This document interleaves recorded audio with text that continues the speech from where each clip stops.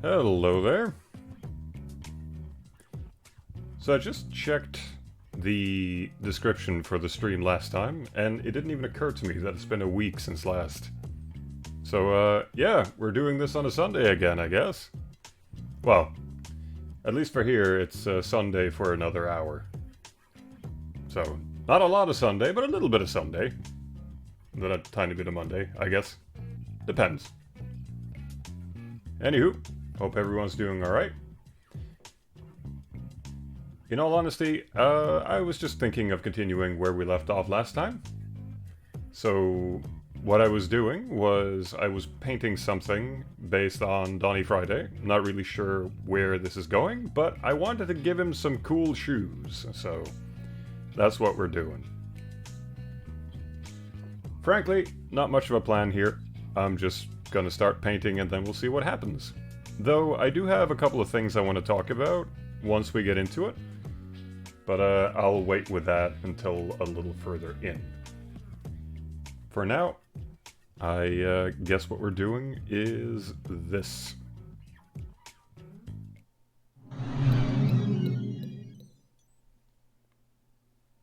That took a moment to load.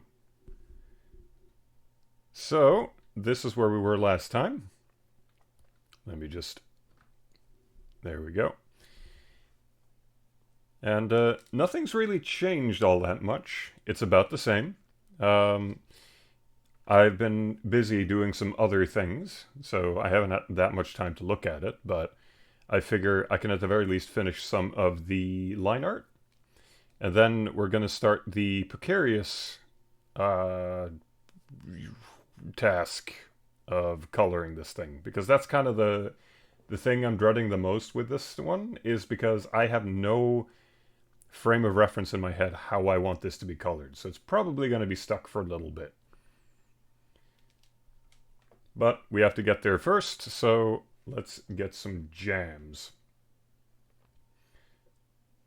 I did notice that during the intro, random music started playing. So, last time, because I can't hear it from my end, it's actually not possible for me to hear the audio coming through if I've got it embedded into OBS. And, yeah, I didn't know that I had virtually every single sound effect playing at the intro for the past, well, every intro sequence that I was running. Which means I had to sit down and edit that whole video to make sure that there was no artifacting going on. So I was talking about maybe uploading some stuff last time, and yeah, that got kind of thrown out the window once I had to sit there and listen through the whole thing again. Oh boy. Anywho, let's get the show on the road. Some familiar faces. Welcome. I should kind of address the elephant in the room right off the bat because it's really obvious on screen. We just announced that we have a newsletter for Owlboy, and it's possible to sign up for that right now if you're interested. I'm not going to be like spamming links throughout this entire thing, but it is kind of important. I did briefly mention it last time, why we're doing this, but the short of it is we need to make sure that people actually see the stuff that we share, and we don't know how to do that without just constantly spamming people and being a bit annoying about it. And you know, we don't want to just like bombard people with stuff constantly. So we've figured out that the kindest thing that we can do is attempt a newsletter, and then you'll get like 3 updates a year. So you won't be spammed all that much, and you'll actually get a lot of really interesting stuff because we'll have time to actually just compact everything into one thing. Now, this might seem familiar to you because we used to have a mailing list. Turns out that entire service just disappeared. The entire contact list that we had just it got deleted. So we had this plan for a while, and now we have to start over, unfortunately. So we're gonna try this and then see what happens. But if you're interested, I see Adrian has already posted a link to it. I will, let me see here. I'll find it here for you, and then I will pin it so everyone can see it. So here's that. And I'll pin that for like, yeah, 20 minutes. I will be mentioning this every once in a while on the stream, just so people are aware, because I think this is going to be very important moving forward, because social media has just kind of collapsed on itself. So it's going to probably be a pretty big deal moving forward. Now, I'm not going to be talking too much more about this right now because I want to get to painting. But one more thing. On top of that whole business, if you sign up, you can be part of a competition to win an Owlboy Special Edition. We do still have some of them left in the office, so you have the opportunity to win one of those if you join in soon. Alright, that's all the marketing jargon out of the way.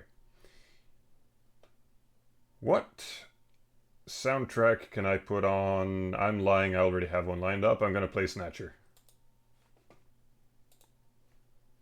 Because I love Snatcher.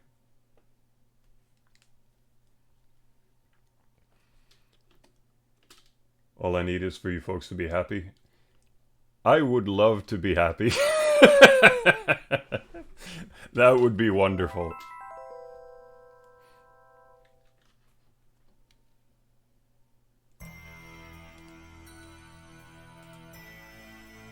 Are we doing the drama tracks right off the bat? Eh, screw it, they're fine. I like them.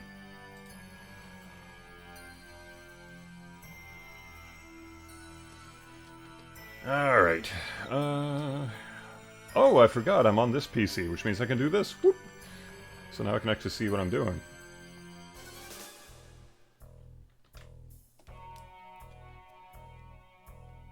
It's a little bit too much focus on this area, but you know what, I'm fine with it. Let's get the night cleaned up. I feel like it's about time for that. By the way, I haven't had too much pre-prep for this stream. Are the volume levels okay?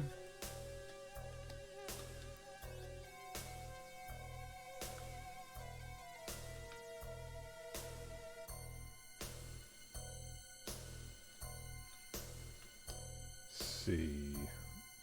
Can probably remove that loud. Could be a tad louder. I'm assuming you're meaning the music?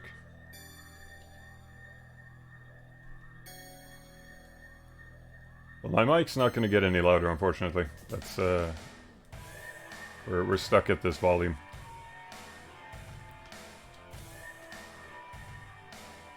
The music, okay. Yeah, we will try it at a... Yeah, let's do it at a 32. There.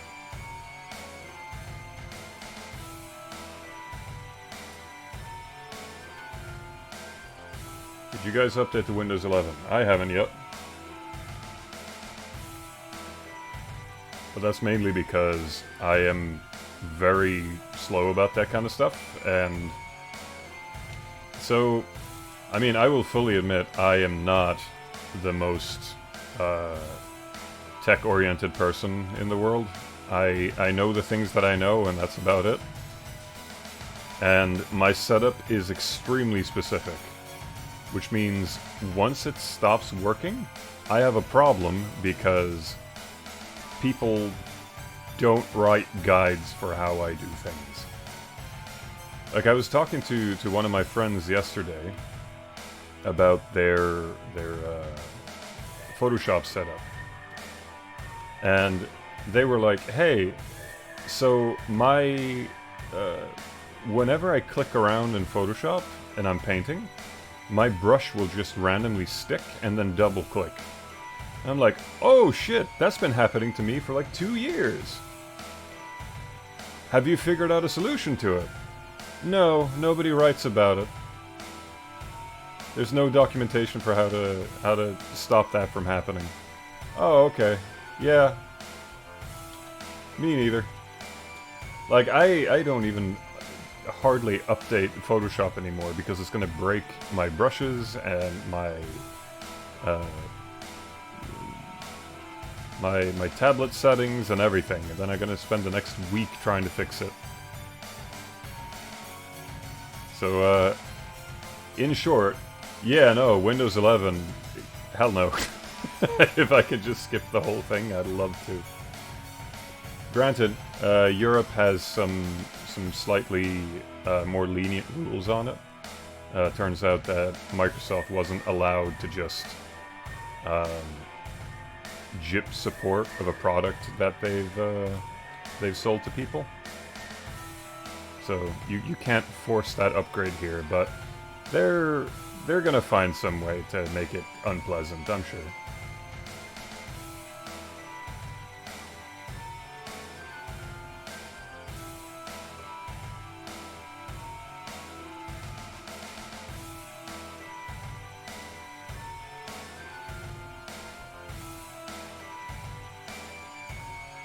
My old Wacom had a pressure sensitivity. Had an issue where pressure sensitivity would drop whenever any music program would change to a new track. What the hell? How does that even work? No, that makes no sense. Oh, prepare for jams.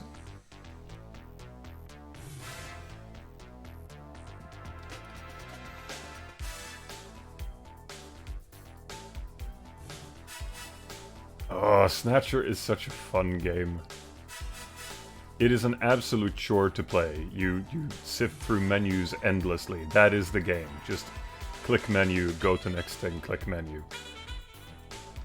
Get the same dialogue option like 100 times, but you have to go through them all in order to progress the story. But it's so charming, though.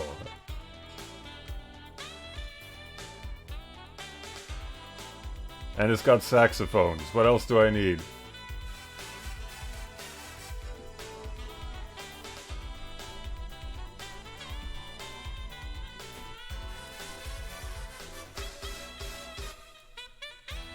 It's one of those, I turn on the oven and the building lights across the street go off. I mean, I've already told stories about my old house. One of the floors was connected to a greenhouse through a literal cable. I mean, like an extension cable. If it was particularly windy, the entire one floor would get knocked out. If I used the coffee maker on the wrong floor, I would lose power. I've lived that life. I'm so glad I was able to move.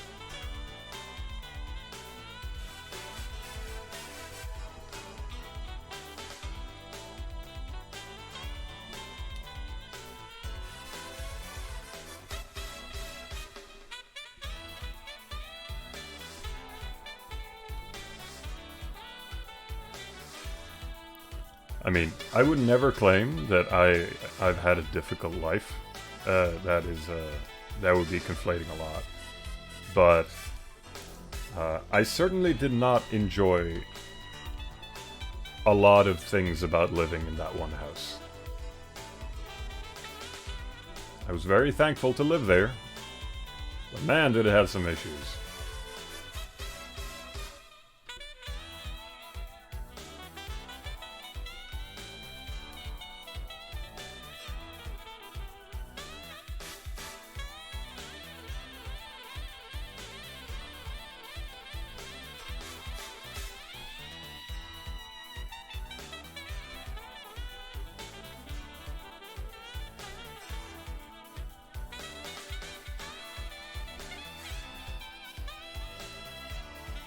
If I don't make a project with saxophones before I die, I will be very unhappy.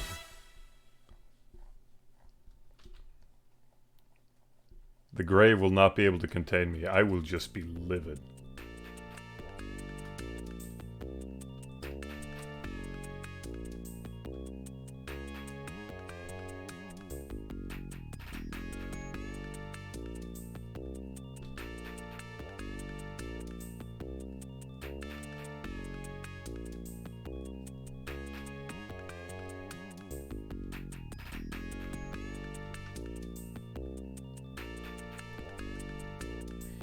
I think that's the thing about the FM synth, which is what we're listening to right now.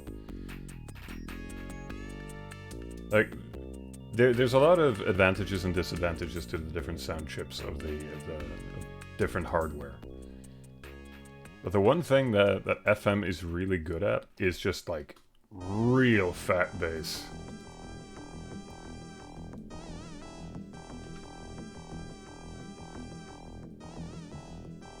Like if you want something that really blurts when you want it to, that's FM synth.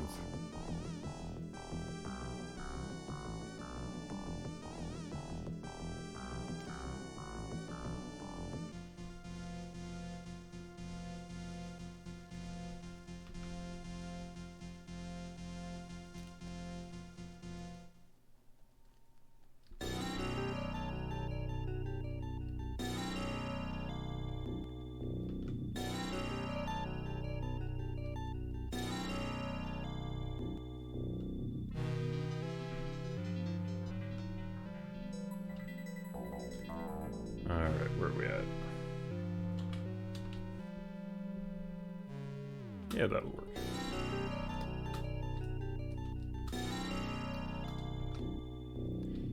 This is definitely one of those moments where I wish I had vector brushes, but...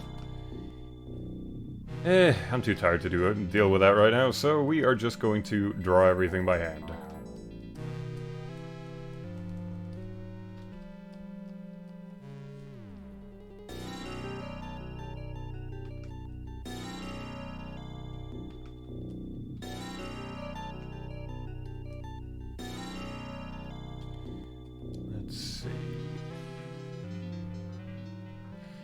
This is also a little bit of an interesting experiment, because I have not tried streaming this late in a very, very long time. So we'll kind of see if some unfamiliar faces show up this time.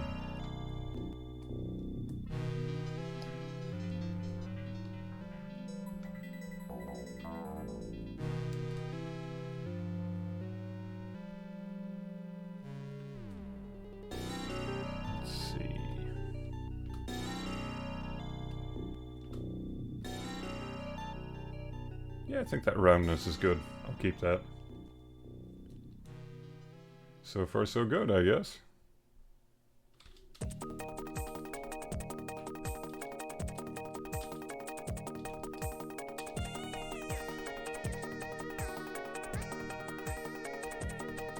I think that's the thing about the Snatcher soundtrack. The sound is so unique. I mean, there were a lot of games at that time that utilized the exact same sound chip. But it just leans into it.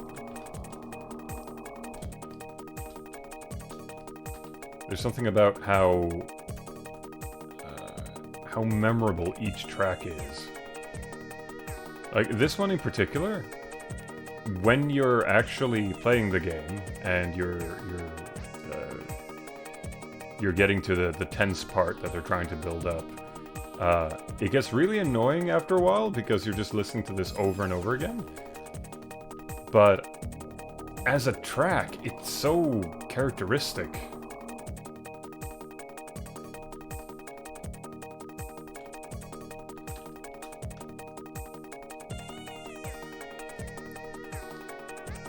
I guess I'm saying there's no mistaking where this is from.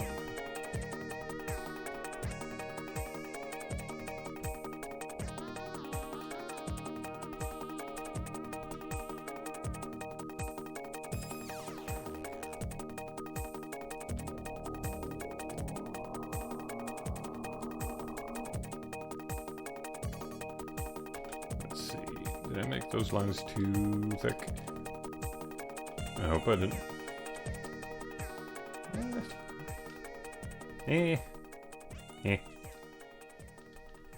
We'll make it work.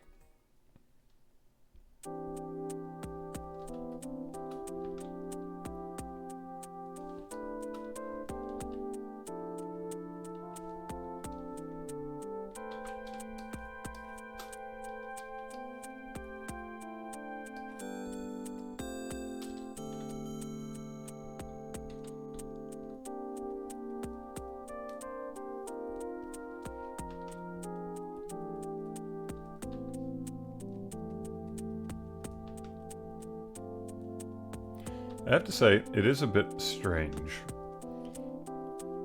considering how much I've drawn these characters now. Because, frankly, they have had no time in the oven whatsoever. Like, I just blurted these guys out for a joke. I keep thinking about that a lot with the characters that I make for various projects. There's some that I've spent absolute ages on, and that I'm very proud of, but a lot of people don't get to see those because the projects aren't done yet. I think the one that people are most familiar with is probably Otis. I spent a ton of time trying to figure out how Otis's design was supposed to be.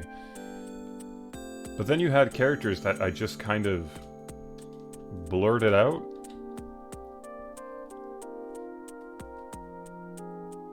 I think the one that I consistently keep thinking about that I wish I had thought more about it was Getty.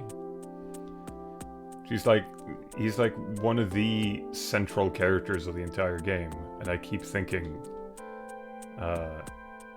like, should I have given this more thought than I did initially? Of course, we spent so much time building up his character that now everything feels like it's come full circle, but it's very weird. Sometimes the character just kind of happens.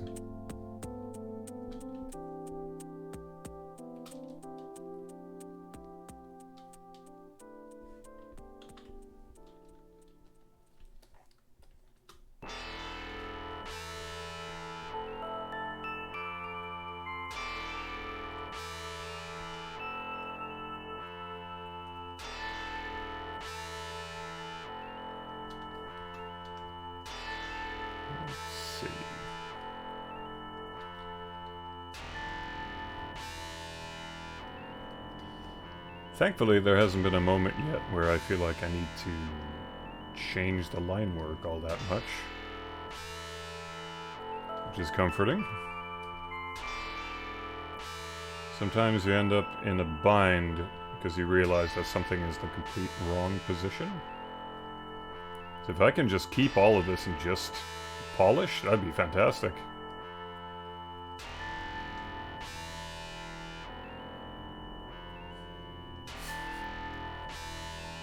It's Friday night! Wait, is it still Sunday? It's Sunday for another 28 minutes. But in spirit, it's Friday.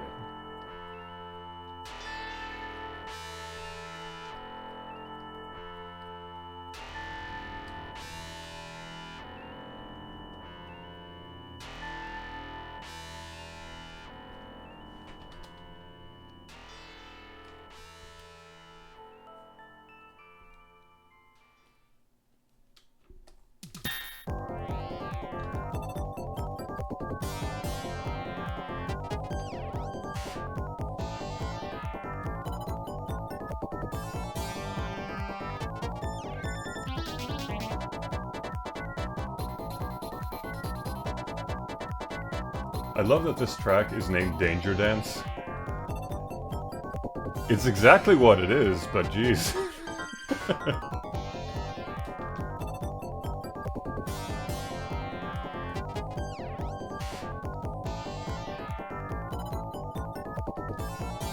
Danger Dance sounds like what Safety Dance is supposed to be preventing.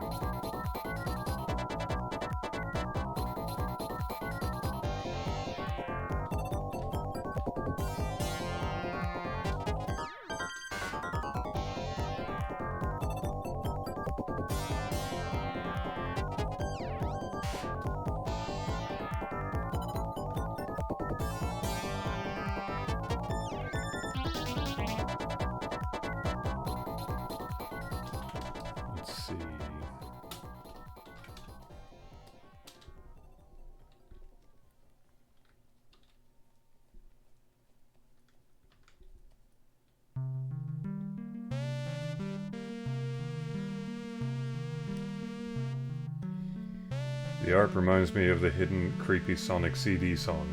Oh, the one with the guy's face drawn on top of Sonic's body? I think that's what it is, right?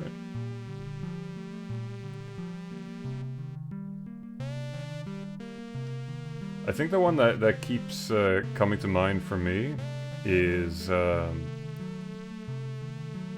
what is it? I think it's the official soundtrack CD? Where they got some sort of like voice synthesizer to...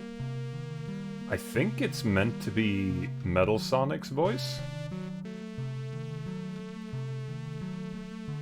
But he sounds like really bored about it.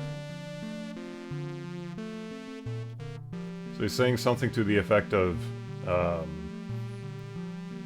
you have already lost, so don't even try.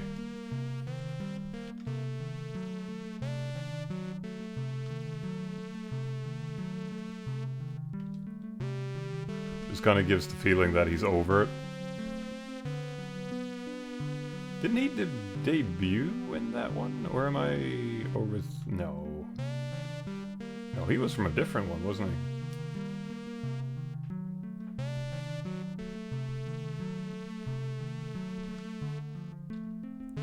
I'm not too up to date on my Sonic lore.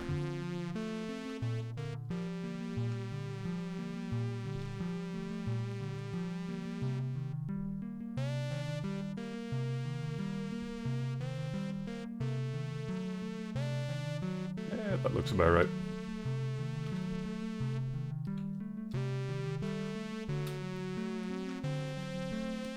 The OVA is so cool. I haven't actually watched that one. Maybe I should take the time to. The only thing I know about it is there's some random kid. I seem to remember there was some kind of discussion about maybe the quality of the dubbing or something, but then again that just adds charm to me, so that'll just be a bonus. And I know Knuckles wears a cowboy hat. That's all I know. No information other than that.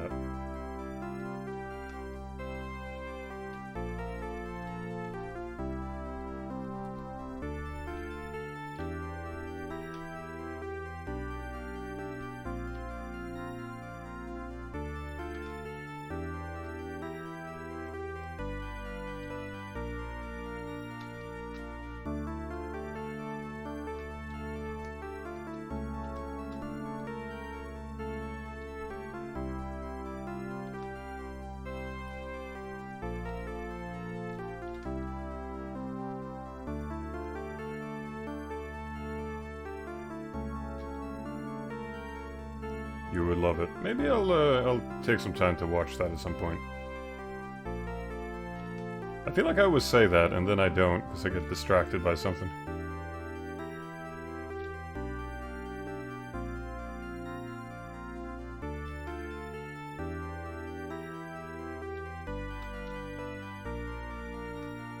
I feel like I've had on my list to watch, what is the name of that movie? Memories. For like 7 years now. I never get around to it.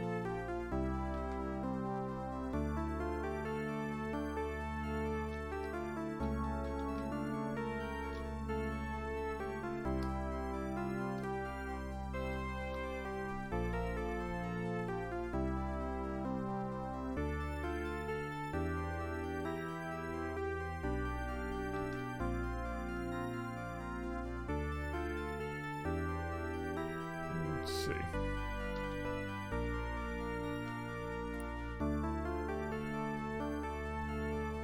Are the lines too thick?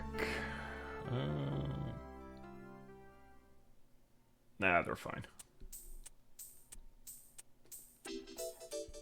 Oh shit, it's Christmas.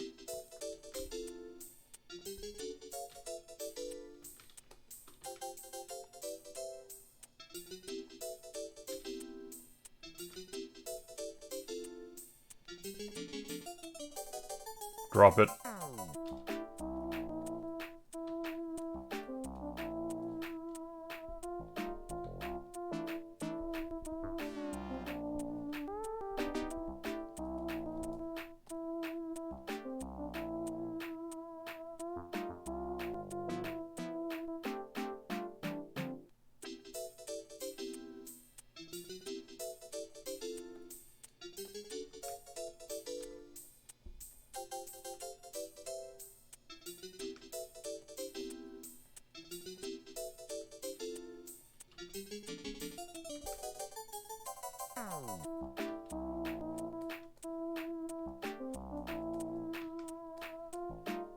Sometimes I wonder about that.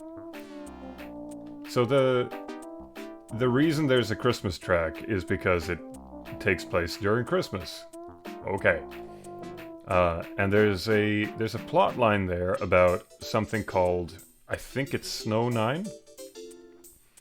So it's something that kind of looks like snow, but it's a biological pathogen. So it's a bioweapon that's kind of been leaking out. And it's been in circulation long enough that people have a certain immunity to it, but it still gives them allergic reactions, so they sneeze. Okay, that's all well and good. Was that the intent, though? Like, was Mr. Kajumbo sitting there thinking, okay, I have this idea for this snow-based thing. Maybe we should make it Christmas so that it feels like it's appropriate. Or was he like, I saw this movie and there was Christmas in the background. Let's just put it in there. It would be really funny.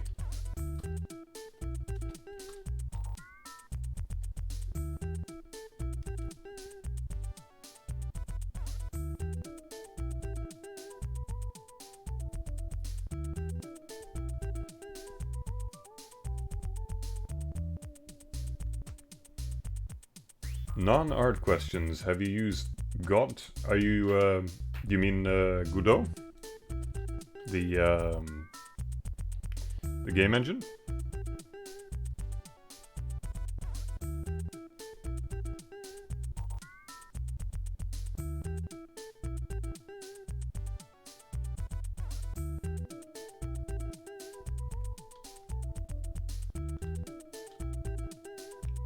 Kojima recommended the Eternaut. It's a story that snow kills people and you don't know why. I mean, if he's already written a story like that, that kind of makes sense.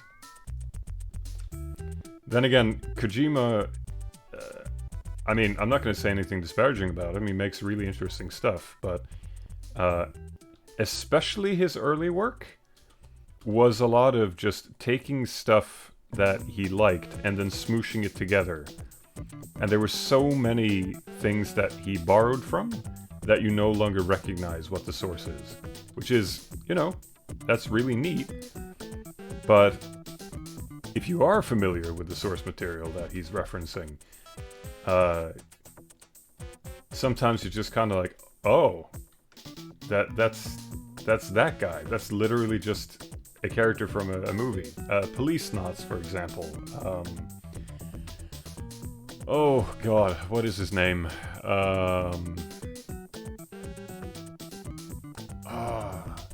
The guy that directed Passion of the Christ. He was in a bunch of police movies. And one of those, it's genuinely just him as the main character in Police Knots. Even with his co-star. Mel Gibson, yep. Main character in Police Knots is literally just Mel Gibson. Of course, completely new context. The story is completely different. Like, you can't just say that, oh, it's just Mel Gibson, but Mel Gibson was definitely the blueprint, and then they just moved on from there. Hell, a central plot point in Police Knots, which takes place in space, is that certain people have white blood because there's something about the heightened oxygen content, which makes it easier to travel to space because you don't get the same fatigue that you would otherwise. Which is also just taken straight from Alien. Of course, in Alien,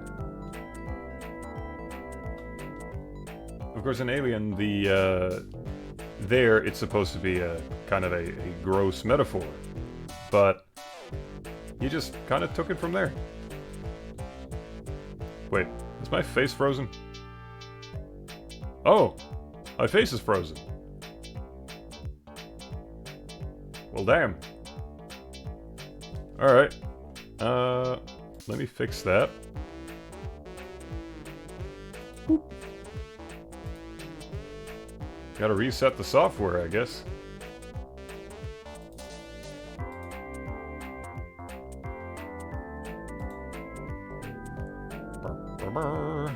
Give me 2 seconds here.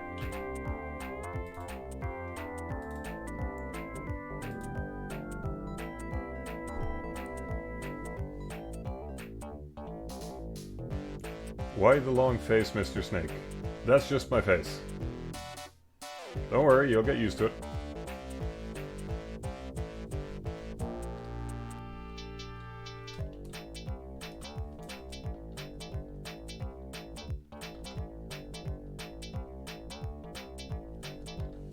Let's see. That goes in there.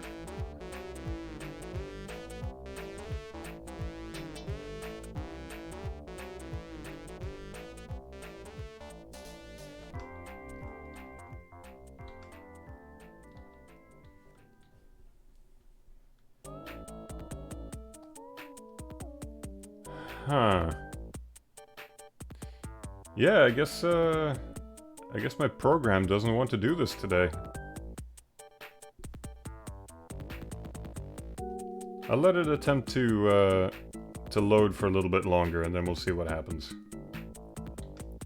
I might be faceless.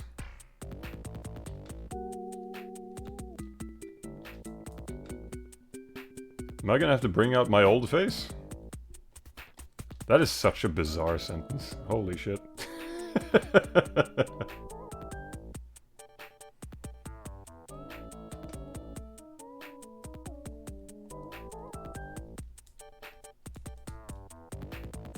Imagine that in like ye olden days, and you're explaining to someone like, oh yeah, no, I was broadcasting my fake face to a bunch of people on the other side of the planet, and then that face broke, so I have to get my backup one. What? What the hell? Alright, we're back.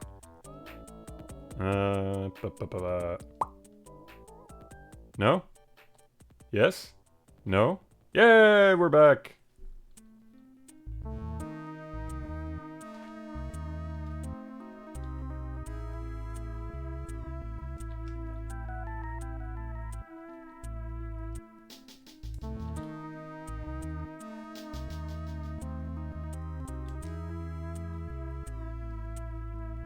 Oh, to still be dancing. Yeah, this isn't really jam music, is it?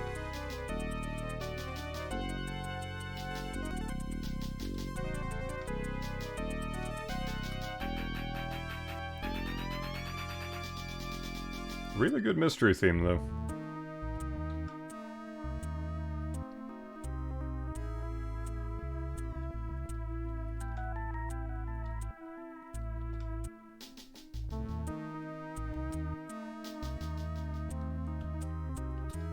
Let's see.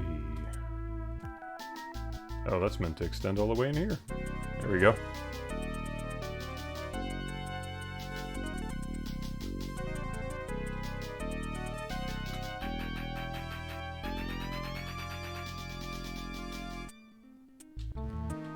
What's the smartest thing to do here? I think maybe doing it this way. Yeah, that makes sense.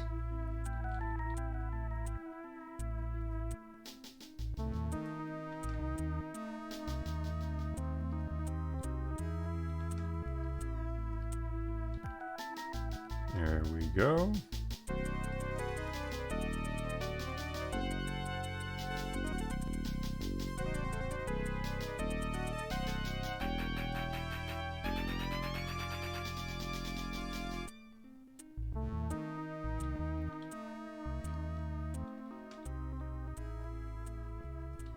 And at some point, I need to make the knight use this mace for something other than Donnie.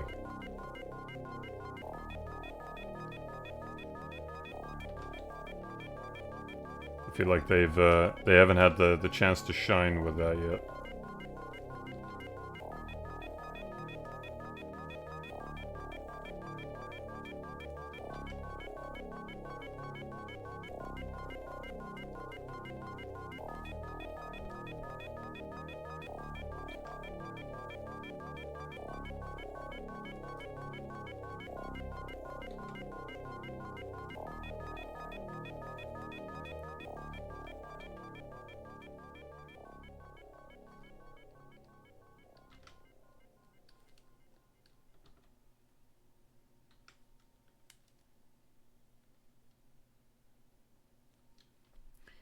Joining the newsletter sends you a confirmation email?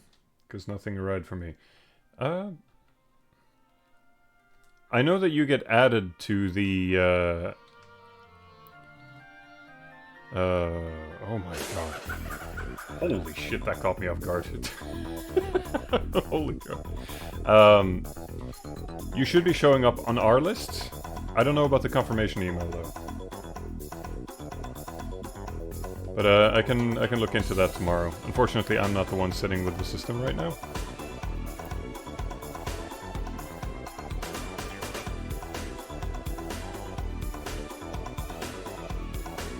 Okay, this is Otis.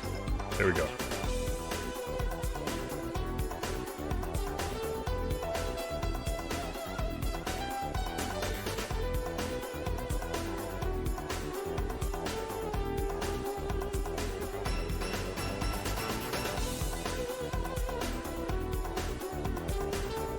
So I will probably be doing more of these streams because I'm not expecting to finish this tonight. And if you show up again, Guardian, I can verify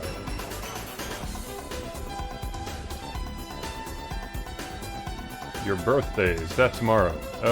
My birthday is on Wednesday.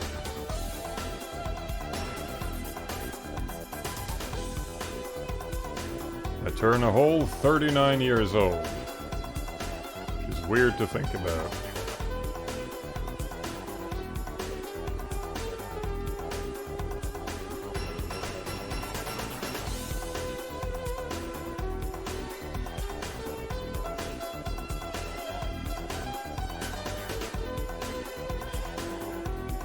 The 8th, yeah.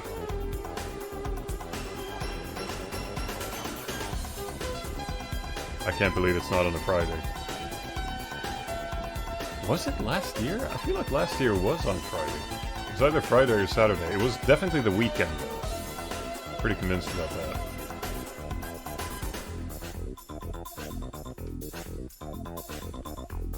You know what? I can check that real quick.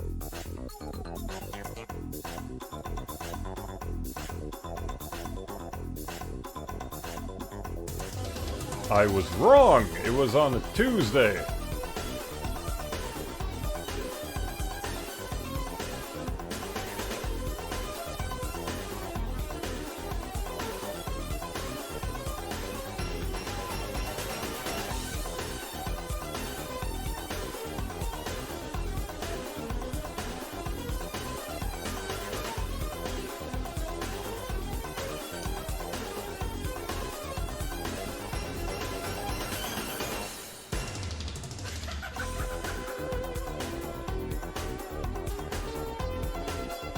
Okay. Weird segue, but this is really weird. Hold on. Pause the music.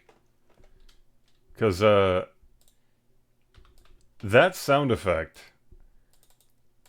yes, I realize that it's from an FM thing, and they probably have a sound effect board.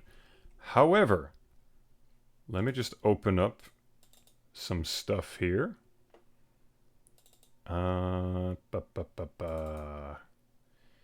Here we go. There's a music software from 1998 that I happen to have. Let's add a voice. Now where... Let's see. Can you hear this?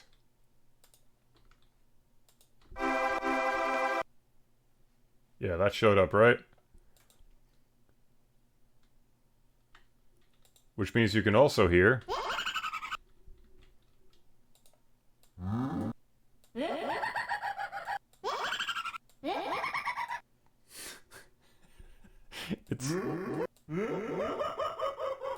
It's the same sample, just downsample a little bit. Really, really weird. Like, this is just, like, classic stuff. This is, Windows samples that, you get with a bunch of default programs. Some of these are just awful. And for whatever reason, you get, cows. Yeah. Very good. Anyway, back to the music now.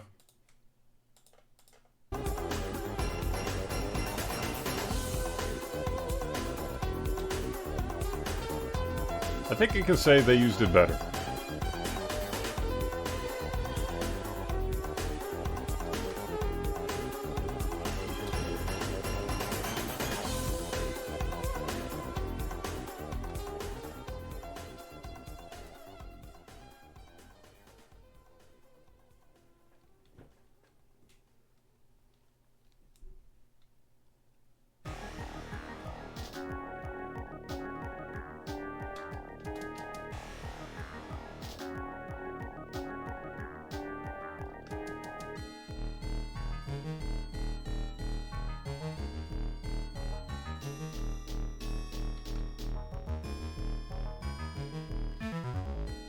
Reminds me of the birds at night from Ocarina of Time.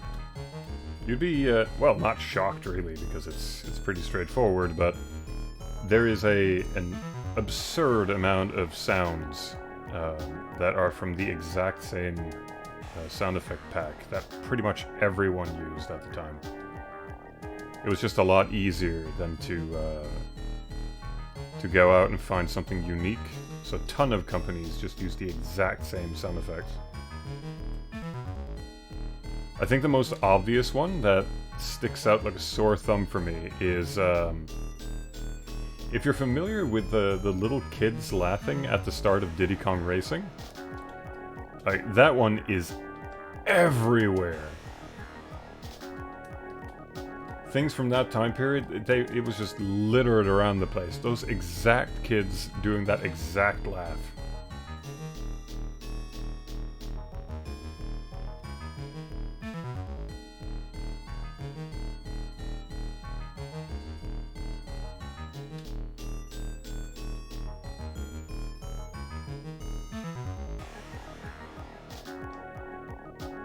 I hate the horses one.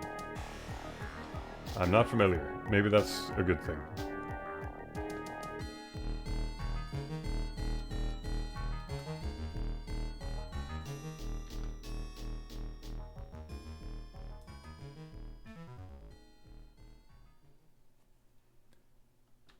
That one rusty gate closing. Oh yeah.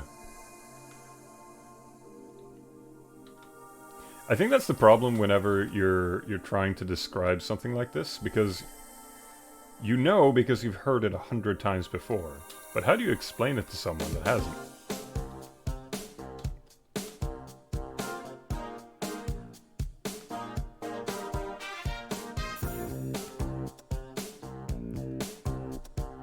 Like, for example, that one scream that sounds like a TIE fighter that's in practically everything.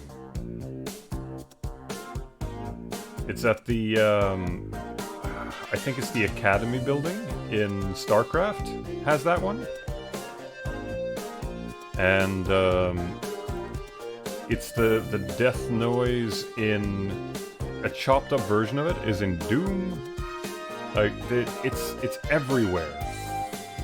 And yet, what are you gonna do? Like, scream it at someone and hope that the impression is good enough?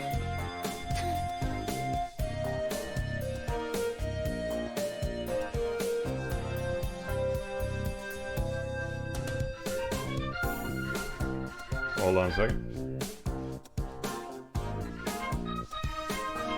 Alright, we're gonna do an experiment here. I have a very angry cat on the outside of the door, so we're gonna let her in. She's probably gonna bite something. Give me 2 seconds.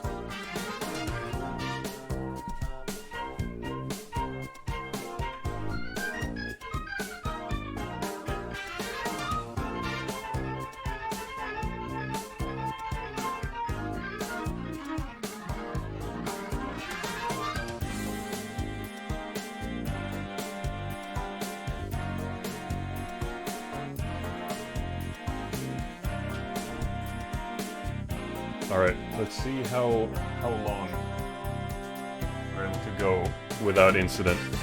Lottie has entered the room and she is being feisty. Oh, no. Nope. Nope.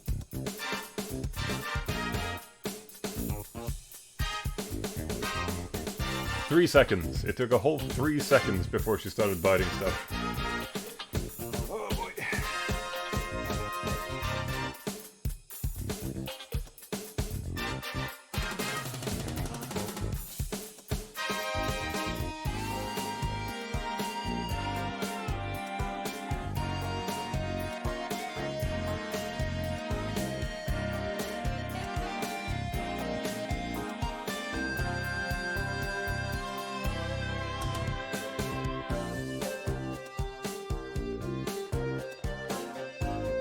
Alright, I'm back. Cat has been banned from the room for now. What was I doing? Oh yeah, art. How about that?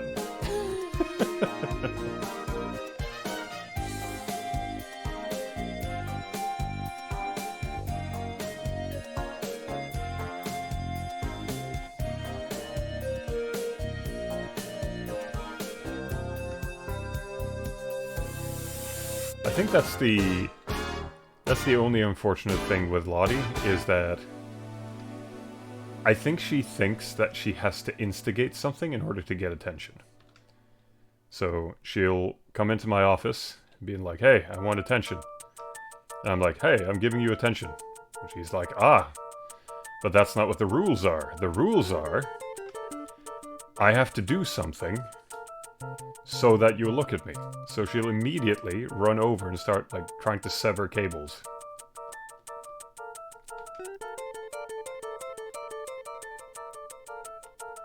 And I don't think she's intentionally trying to be bad. I think she just thinks that, oh yeah, this is the routine. This is what we do.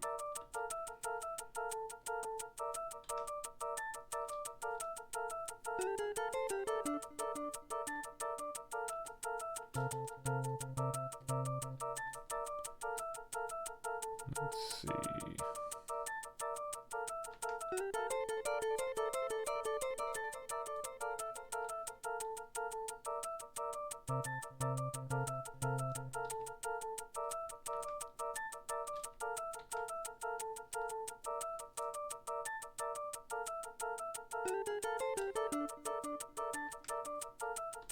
You trained your cat to bite cables.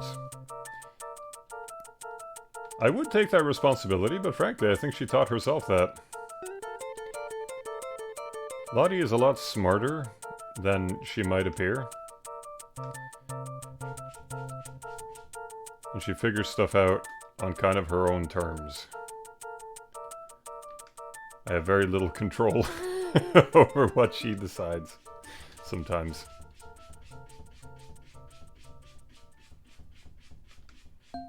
Like, of course she's not allowed to do things that we don't approve of, but she has her own little perception of the world.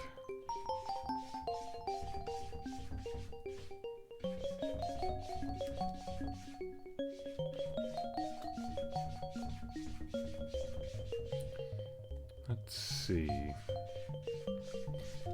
Need to, let's see, minus 22 on the angle. Yeah, that's looking good. So, here. Cool art. Thank you. I appreciate that. Let's see.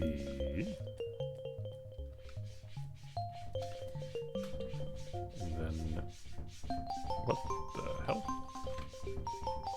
Oh, right. So that needs to go about there instead. At least in theory.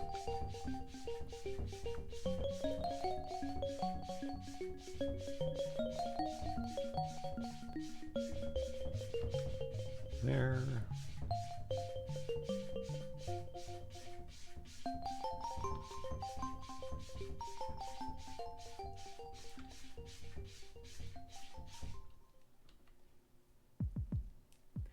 The microphone, oh my god, my brain. The microphone might not be picking it up, but the cat is currently standing outside my door and scratching relentlessly.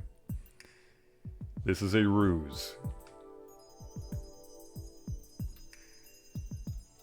She will, in fact, not come in here with new intentions or have learned anything. She's just frustrated that she can't come in here and bite stuff. The cat lies. But we are wise to her tricks.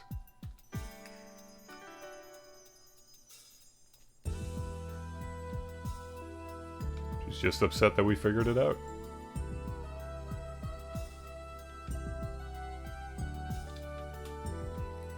See... there.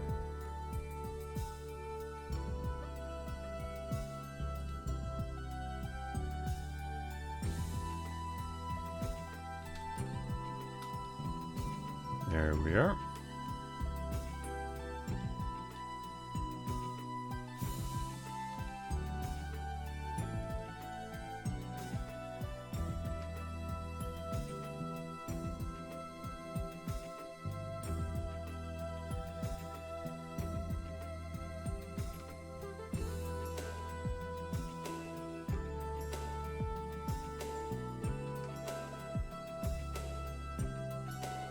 I think that's the only problem with this rotation stuff in Photoshop, is that it gets a little bit grainy. So it makes it a little harder to clean stuff when you're doing it, but we make it work.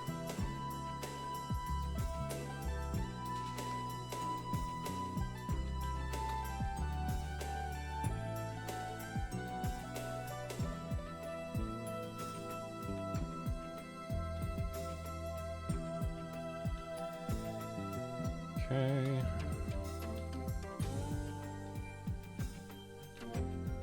And a straight line over here.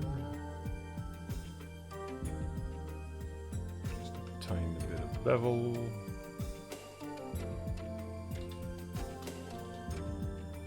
And then you.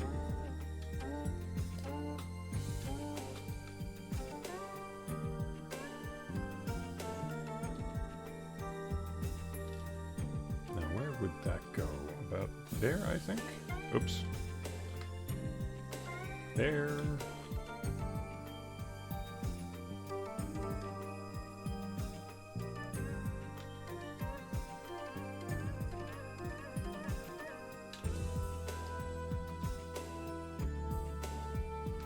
Probably go a bit further. Like that, maybe? Why does that go through his ear? Why is that even selected? What? Okay, I guess I misselected last stream.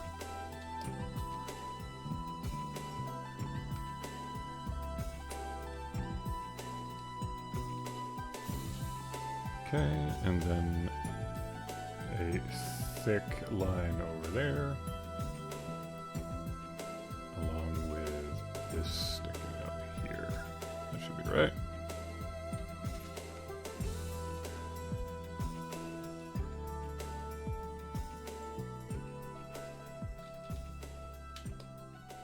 Alright, was that everything on that?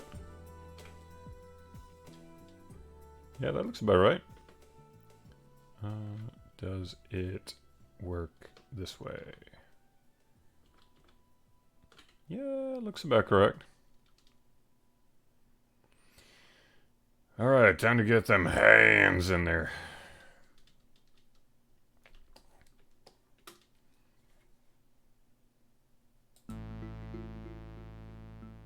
Oh, for a second there, I thought the soundtrack was over.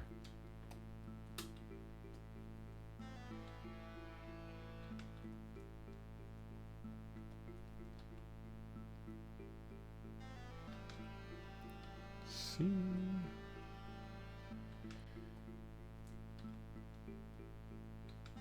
I am fully anticipating that once I start putting colors on this thing, it's I am going to have to change some stuff, but hopefully not too much. I guess we'll see.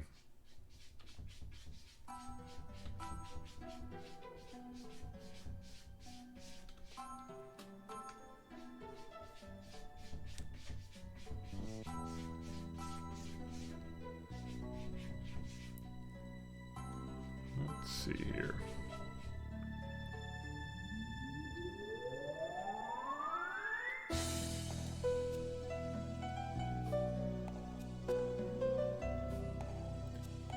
You often find doing line work on the same layer as your sketch twice the work. Honestly not. I find it to be easier to capture the idea that I had in mind when I do it. Because I'm aware of the standard, which is that people advise you to draw on top of what you're already doing. So you'll make a new layer, and then you essentially trace what you did. And then some people do this like 3 or 4 times even. I'll be honest, a lot of times that feels like a waste of time to me. Like, I know that there's a ton of people that do this like over and over and over and over again, so it gets cleaner and cleaner and cleaner and cleaner until finally they get to find the results. But for me, like, I do my work a lot more painterly anyway. Like, this kind of line work that I'm doing here is not really too common for me. I'll do it for, like, character illustrations and that kind of thing. But oftentimes I like the fact that I can be a bit loose with it. In fact, oftentimes I'll just blurt on something with a blurred brush, so that I add a little bit of extra vagueness back into it, so that it feels like there's more options to change it. Because a lot of times when you commit to what you make, especially when it's really thick line work, you can't just draw something and then say, well, this is just a line. Like, look at everything that I'm doing here with tapering and line thickness and emphasis on the different parts. This isn't just a line, it's supposed to convey something particular about what you're supposed to be looking at. Like, these lines here are a lot thinner than the outlines, because you're meant to not be overwhelmed with the information on the inside. And if I had drawn all of this on top of the sketch that I had already done, like, on one hand, it can be kind of difficult to keep an overview of where you're at when you're doing that kind of thing. So, drawing on top of stuff, you can sometimes lose a little bit of where you're supposed to be, but that goes away with practice, so it's not an absolute thing. But at least for me, I like to know where I am in the process. So drawing on top of stuff gives me a lot of flexibility to go back and go like, hey, this actually looks wrong. I'm just going to tear it out because I can do it on the same layer. And I didn't get to that point by just being stubborn about what my methods are. Back, like, in the early days, I think this was like DeviantArt days. That was when I had, like, my Mega Man phase and everything, where I would draw a ton of stuff that I really wanted to have things look official. So I used Photoshop's vector brushes. Like, this was like Photoshop CS3, I believe. And of course, it's a far cry from how it works these days, but like, all my characters I would make using these kinds of tools. Then I'd be like, okay, then you draw across that and, like, bam, now it's a completely perfect line. Like, look at how perfect that was. And I needed to do that for every single line. And after having done that for a little bit, I would come back and I would realize that, oh, a lot of these are in the completely wrong place. So I'd have to do it again. And I'd have to put down new lines and new vector lines and everything. And eventually, I realized that by just drawing it by hand, and going in on every detail as I go along, I'm actually saving a lot of time. And I feel like this about a lot of different things as well. Like, when it comes to the process that you're wanting to use and keeping in mind the goals that you want, oftentimes using what actually works for you instead of what the so-called standard is can save you a lot of time, but you have to reach that through a natural process of experimentation. Like, if I say this is what I'm comfortable with and it's a lot faster than me sitting down and placing out vectors or putting things on different layers, that does not translate to other people. You have to figure that out on your own. Like, there's I say this practically every live stream, but you'll be I'll be demonstrating something and then I'll preface, never do this, because I know that this is something that primarily works for me. And I also say that a lot simply because I want to encourage people to go through that process of experimentation, figuring that stuff out for themselves. I can only demonstrate what works for me.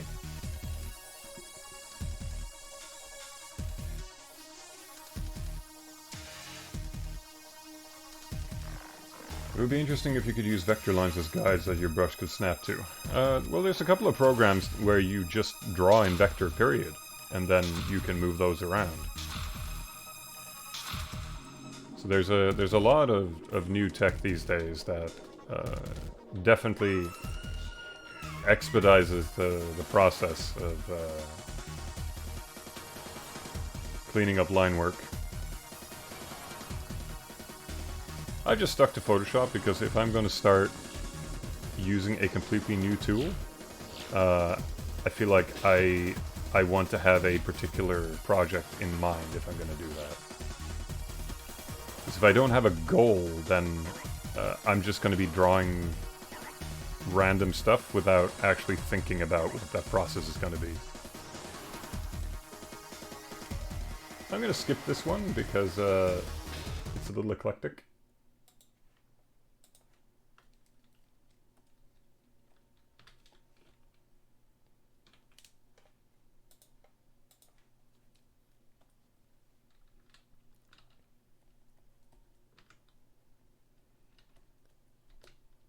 There we go.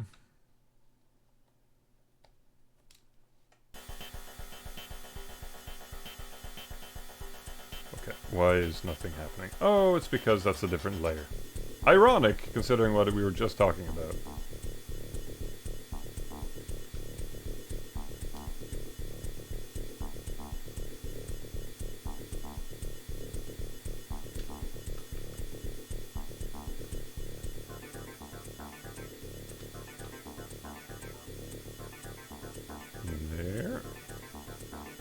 Okay, we're getting closer.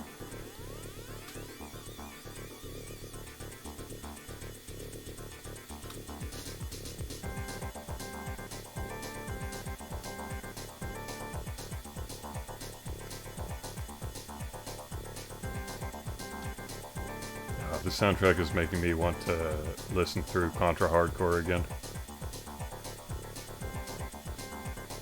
Let's see, is that? Yeah, it's on the same layer.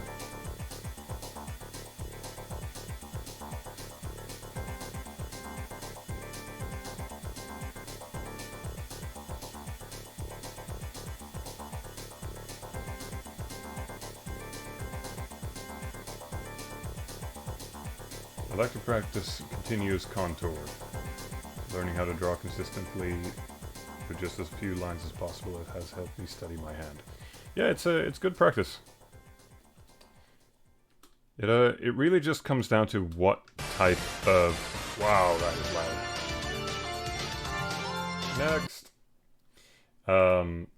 It really just comes down to what kind of result you are aiming to get to. I tend to switch in between, like lighter brush touches, like repeatedly refining the line versus just one continuous stroke.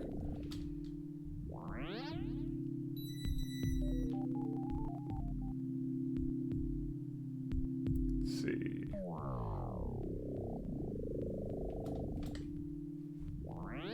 I hate that this is one of my favorite tracks.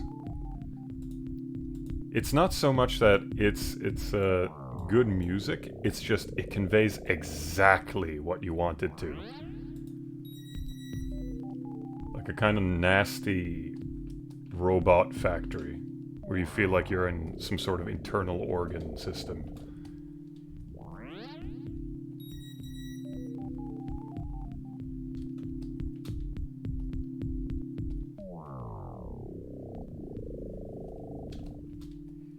Like I've said this 100 times before on this stream, but I can listen to like genuinely ugly music, but if it conveys like an emotional feeling that I like, it's just, I don't care. I want to hear it.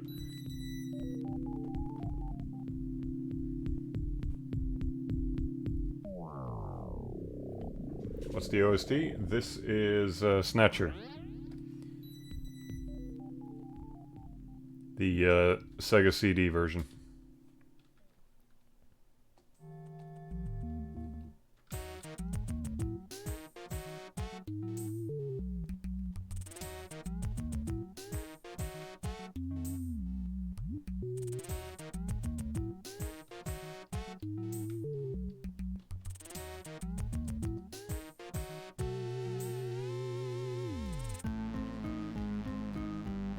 I just realized I'm missing something, because these UFOs are supposed to have like a little bulb on top of them. So maybe I can just kind of... like that? Nah, looks a little awkward. Yeah, in there. That can work.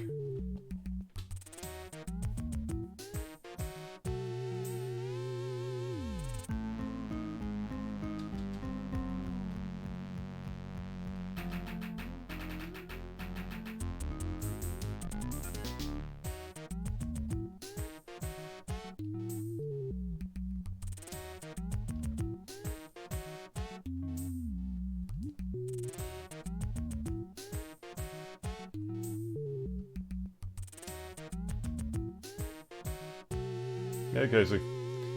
Yeah, indeed. We're doing a little art stream tonight. We'll see how long we go for, but I have a good feeling.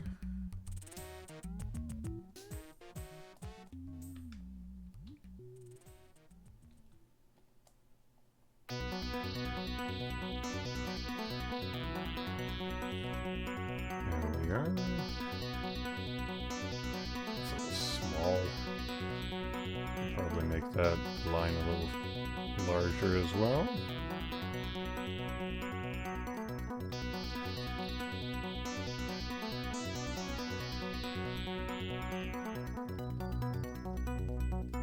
Around there, maybe.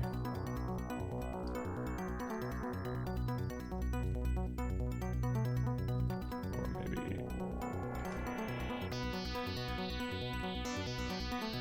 now it feels a little disruptive.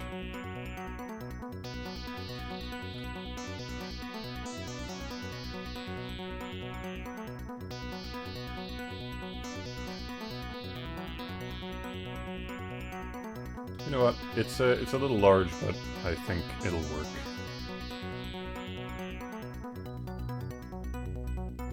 Also kind of get that feeling of the knight kind of grabbing after it, even though he isn't. Let's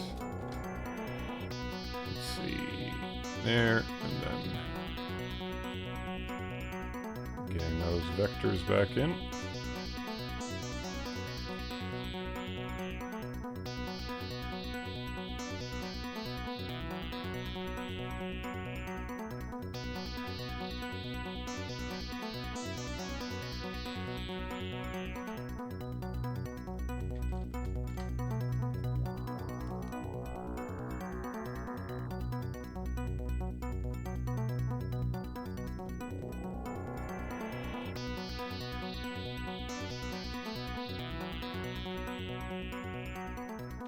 Hope I'm not going to regret covering that area. We'll find out.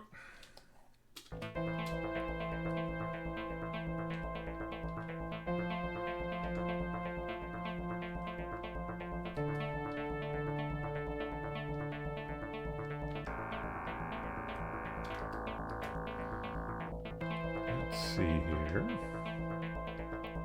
Okay, so we got that in there, and then there we go.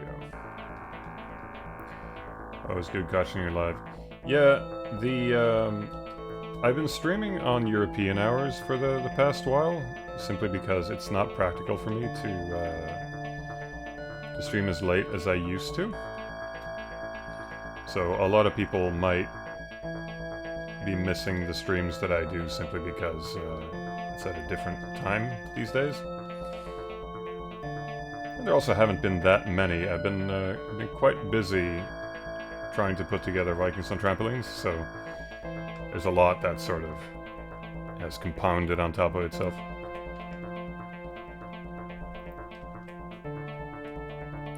Oh yeah, speaking of which, I should probably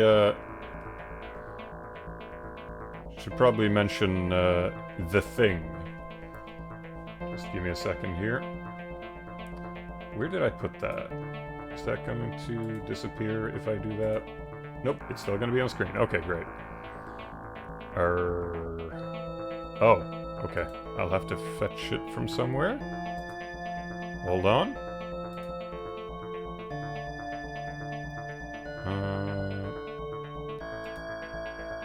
Just a second, just a second. Nothing weird is happening, I promise. Let's see. There we go.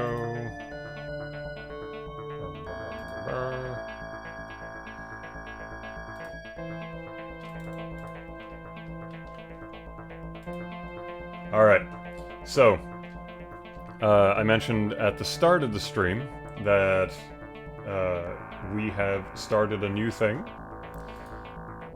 Did my face freeze again? It didn't! Yay! Alright. So, it's kind of a bit of a case in point because we were just talking about how nobody catches these streams. And we've been trying to figure out how to get people up to date on the stuff that we're doing at the company. Because, you know, we're making a brand new game, and hopefully next year we'll be closer to having it ready for launch. So we're working hard to get that done. The problem is, it doesn't really matter where we post stuff or where we tell people about it. A lot of people just don't see anything because, well, the internet is kind of a wacky place at the moment. So, we are going to start a newsletter. So the thing is, I feel like most people find newsletters, like the idea, a little frustrating because they're a little worried that they're going to get bombarded with random stuff at any given time and given a ton of ads. So we're going to try and avoid that as much as possible because we don't want to be annoying. It's literally just there so you can actually see the stuff we make, because it would really suck if we come out with a new game and nobody saw it because of, well, the state of everything. So we are going to be doing... Whoop. Well, that didn't work out the way that I wanted it to. Nope, still not the correct size. We're just gonna put it... there it is. So, we started the D-Pad Studio newsletter. Essentially, what this will be is you just sign up for this thing, and we will email you 3 times a year. That's it. We're not going to be bombarding you with 100 different things. We are just going to tell you in giant chunks every 4 months or so.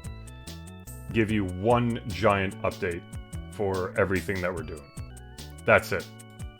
No spam ads, no anything, just the actual video game development.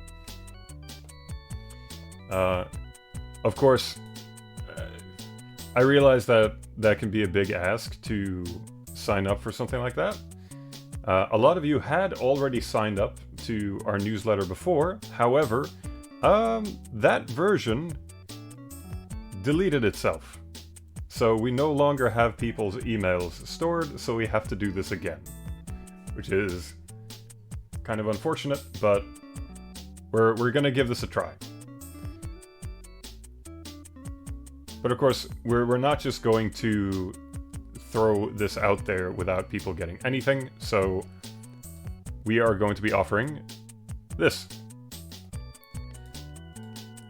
So if you sign up, you can win an Owlboy Special Edition in either a Switch or a PS4 version. These things are not on the market anymore, and whoever signs up has the chance to be pulled as the winner of one of these. The stipulation here is the winner will be announced on November 1st. And if you're new here, November 1st is the Owlboy anniversary, and we usually do a big live stream with a lot of announcements and stuff during that time. So if you're interested in that, then I'll get you the link. Let's see.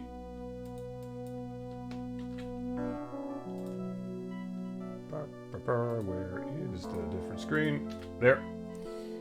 So you have the option to sign up here for the newsletter if you're interested. Again, I'm not here to pressure anyone to do something they don't want to do. If you just want to follow us on social media and you just want to do business as usual, I completely understand it.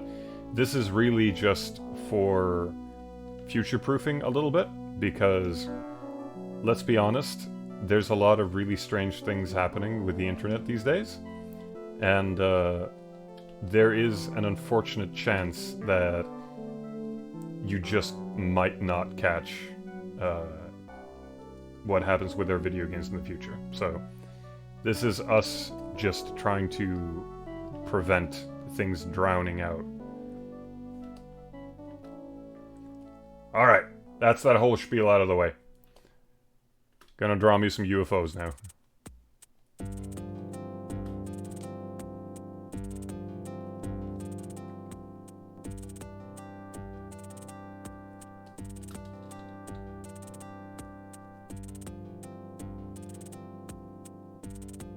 Alright, Guardian, you have a good one. Appreciate that you stopped by.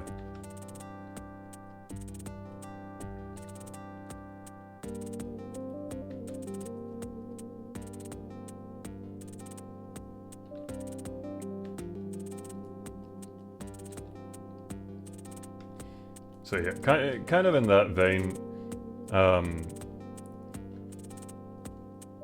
I think that's the struggle that we've been trying to solve for the past while now, is just how do we navigate the internet the way that it is right now? Because, well, I've spoken about this a few times. On one hand, there is having the time to keep up with all of the social media postings. Like, everything moves so fast. But at the same time,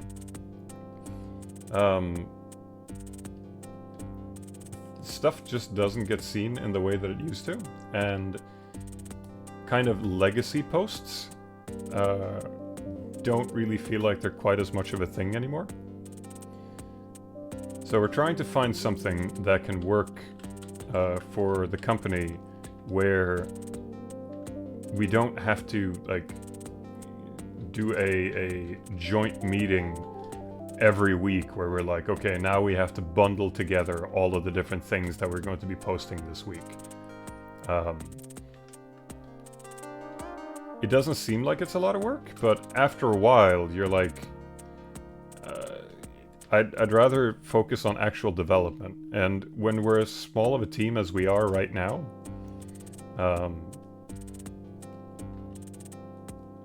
every minute kind of counts. So we'll try this and see what happens. And if anything, at the very least, you'll get a funny email every once in a while.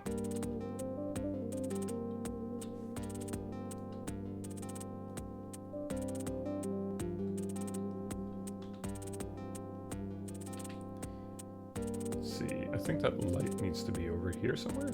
Yeah.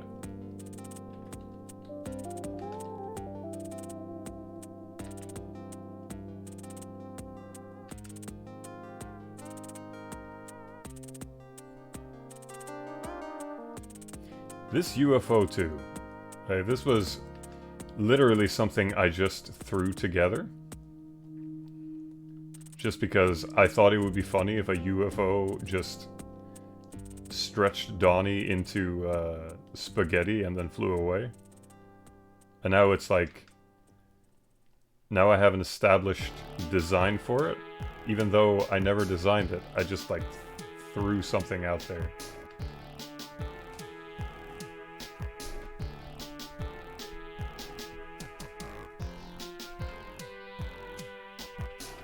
Is that correct? Yeah. Yeah. Yeah. Yeah. You know what? No, it isn't. It needs to be... Wait, why is that? Oh, because I'm tilted, that's why. Okay. So wouldn't it...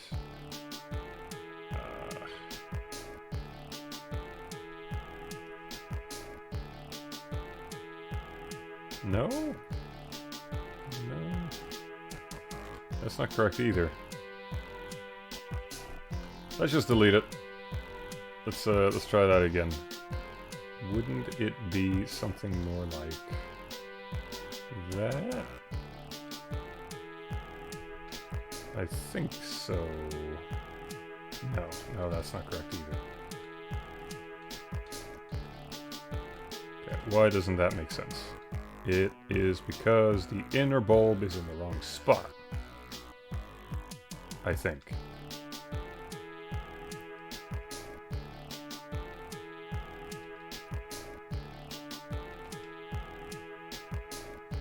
You know what? We're gonna take this and then we're gonna do that.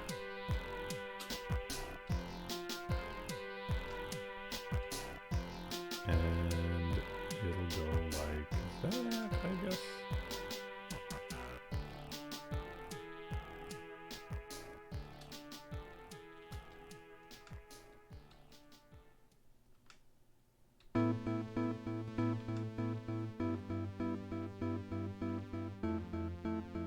I honestly think I had it right the first time. I probably did.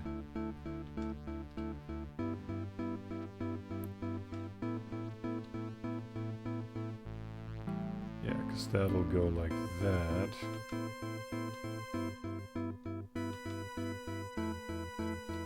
I think the good thing is that this is such a... It's so to the side anyway, that it won't really have that much of a consequence.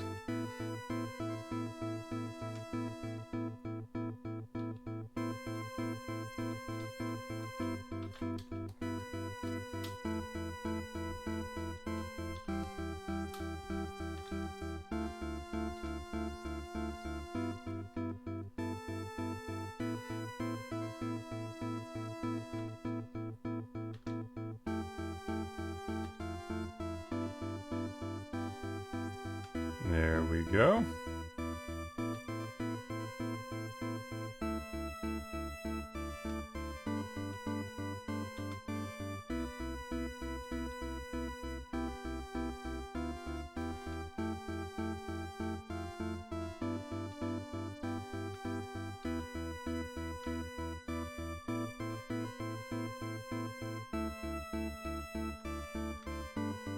You know, every time I think about the term flying saucer, I'm so used to hearing it, but then I think about it for more than 2 seconds. I'm like... So it's a... Like, I know that's not that, but I keep thinking about it as a gravy boat. Because that's something you use to pour sauce with. And also in Norwegian, it's called the flygende tallerken, which means, well, flying plate, because it looks like a dinner plate.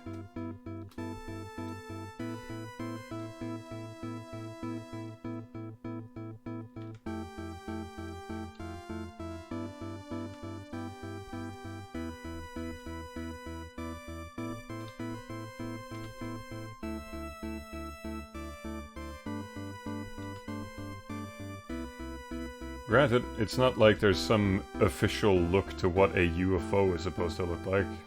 There's a bunch of stereotypes, but...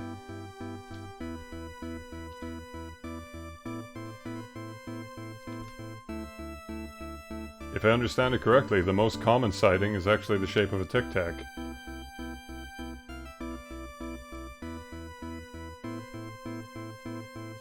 Or a gigantic triangle.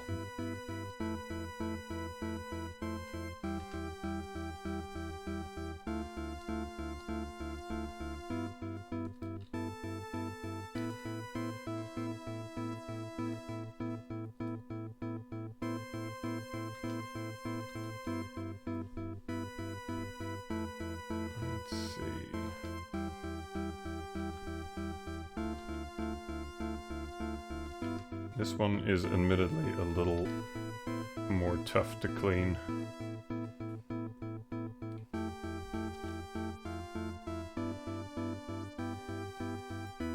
Technically, I could have used a vector for this, but it's fine.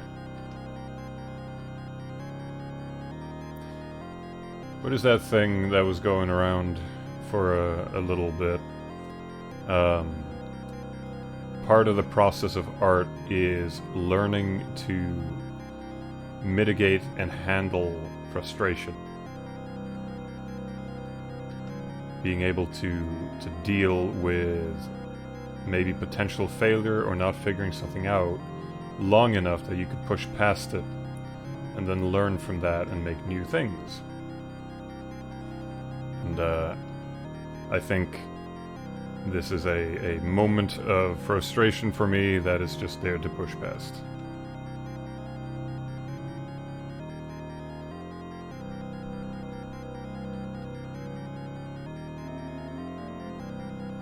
That's a tough lesson. I suppose, but if you think about it, that is practically everything in life. Is you have to learn how to mitigate frustrations.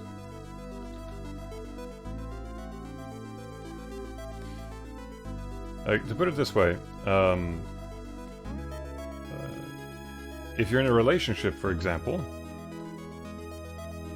like what you have to do when you get to a point where you're having a disagreement or something like that, is that you have to push past maybe the frustration you're feeling in the moment, and then, you know, talking calmly about what it is that you're trying to solve.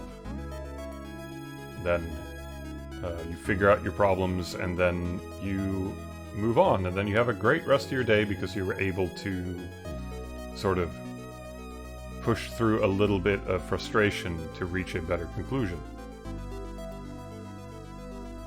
And that applies to so many things.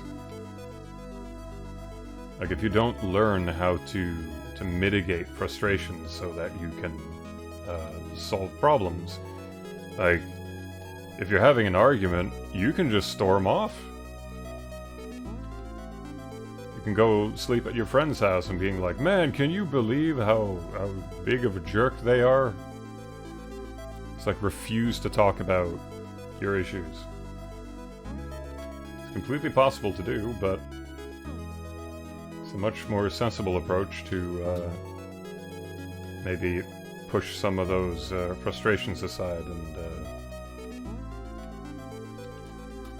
figure out what's up.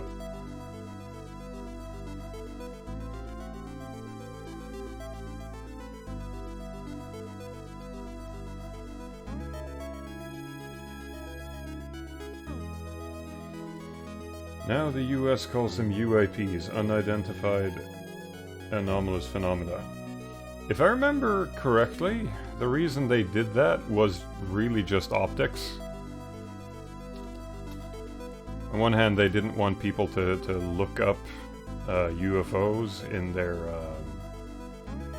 paperwork, but at the same time, it's just they were afraid of the people taking care of those cases not taking it seriously.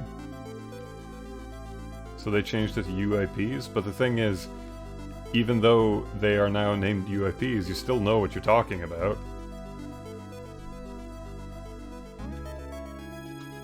Granted, I mean, this is a genuine thing that would be of importance to a government. Like, unidentified flying objects is pretty scary if you're trying to keep people safe.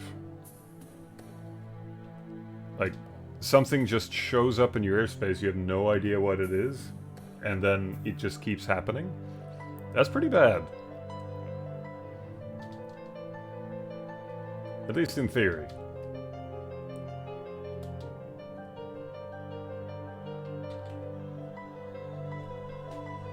Of course, it helps if the information you're dealing with seems legitimate.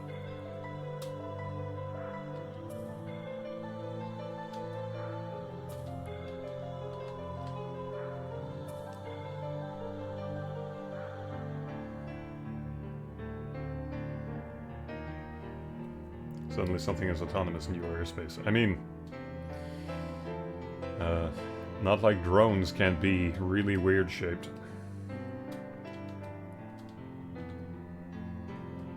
That's happened quite a few times.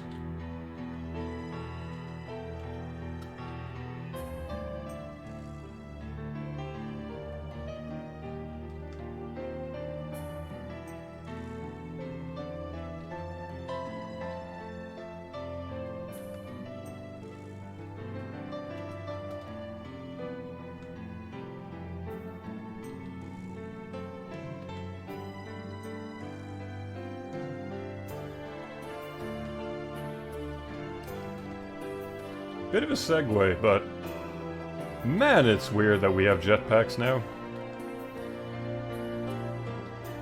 How absolutely insane that we live in a world where jetpacks exist. What the hell? Like, they just showed up one day, suddenly we had jetpack technology, and everyone's just kind of shrugging their shoulders, and it's like, yeah, I guess we have jetpacks now. I still don't get over that one.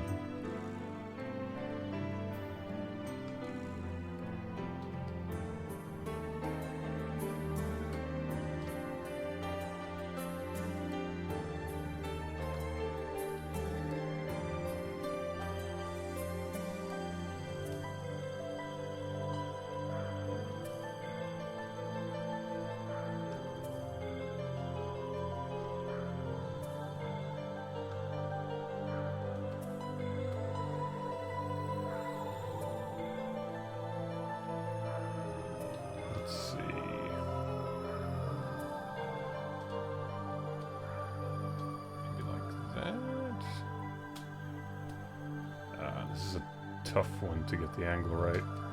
Let's flip that just in case.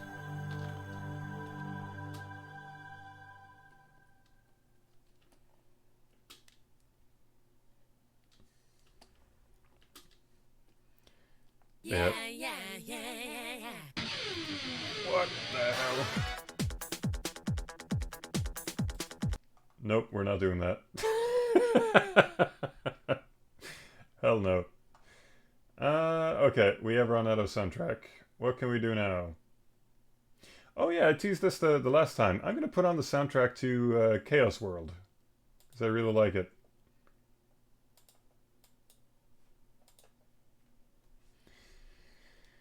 Jetpacks have existed since the 70s, but they don't suck now. I suppose you could say that about most technology, though.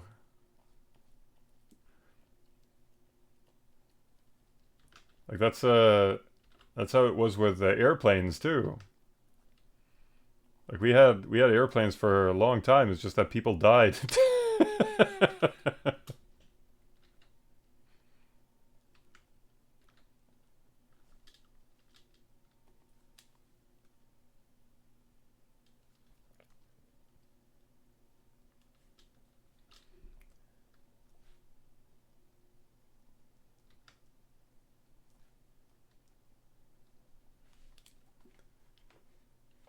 Let's see. Can we play it? Yeah, we can. Nice.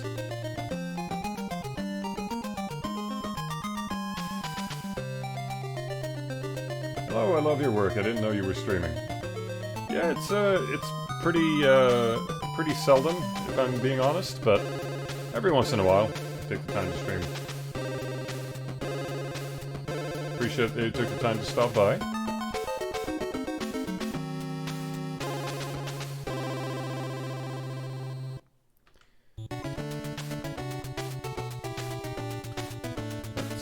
Here. There isn't too much left to do on this UFO here. I just have to make sure the angle is correct.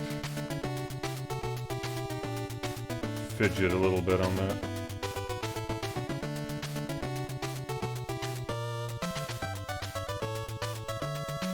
We've just passed the Wile E. Coyote phase of jetpacks.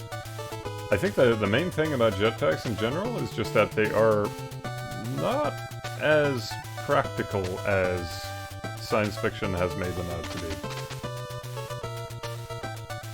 Like, yes, you can use them for a lot of things, but as with a lot of, let's call them emergent technologies, it turns out a lot of already conventional stuff is a lot more practical.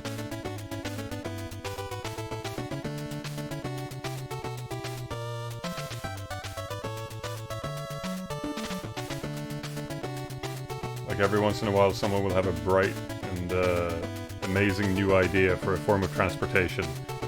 And then someone goes, but what about trains though? And then there's a big pause.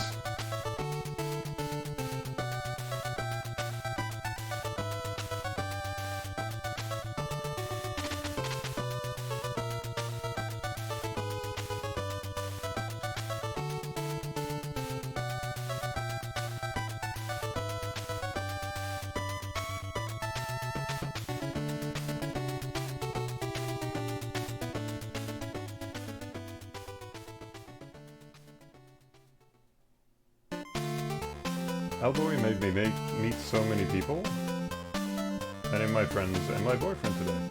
Really happy to hear that.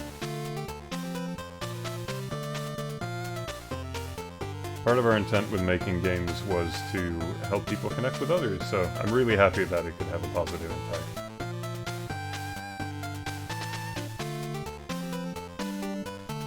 I mean, the theme of the game was friendship, so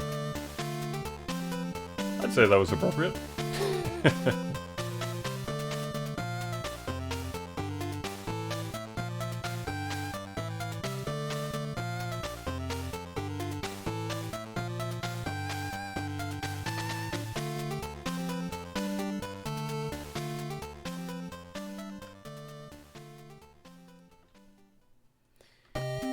Now don't get me wrong, I'm not sitting here trying to be disparaging about new tech. That's not where what I'm getting at. It's just there's been a lot of not so interesting stuff being shared over things that actually work for the past while. I think I'm just a little fatigued.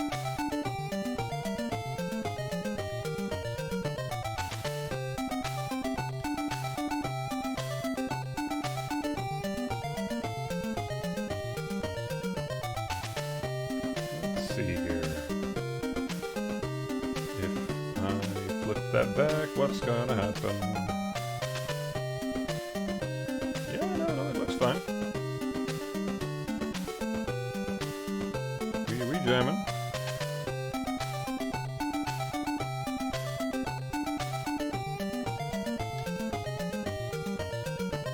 See, there's a slight curve here, I think.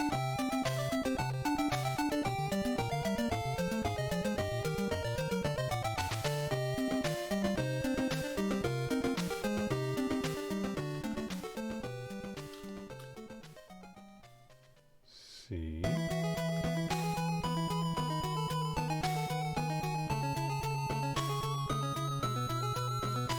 Okay. And then just a few details. Is this technically not correct? Because that's a little too far out, but we're just gonna leave it. It's fine. It's a miniature UFO.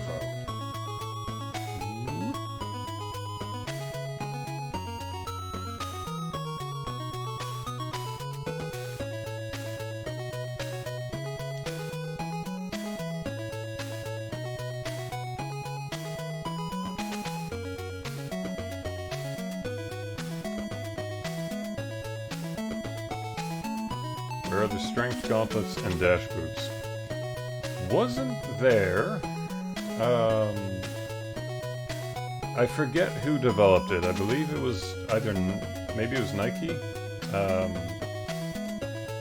They had come up with a type of jogging shoe that had a built-in spring in the heel. Well, not the heel, the arc of the shoe. And because of the spring in it, it made it easier to run. Like, you got a little bit of a bounce because of it. So, it technically counted as a performance enhancer, which meant that it was banned from every sport.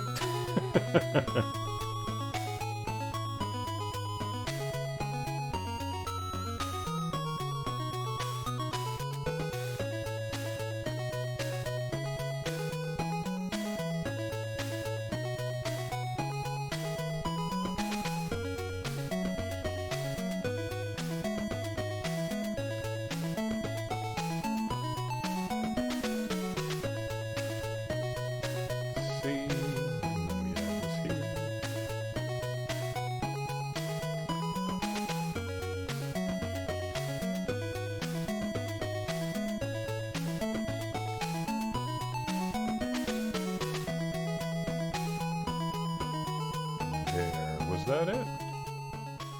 Oh, the lights, the lights.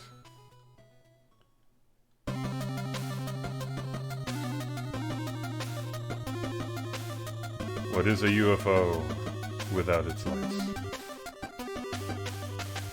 It is a captain without the sea.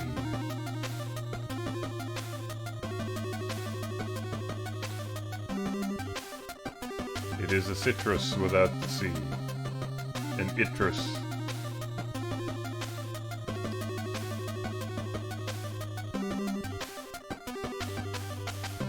Wait, that's the wrong placement, isn't it? Yeah, that's the only place I'm not supposed to put it. Yeah. That goes in between there, right? Yeah, that looks right.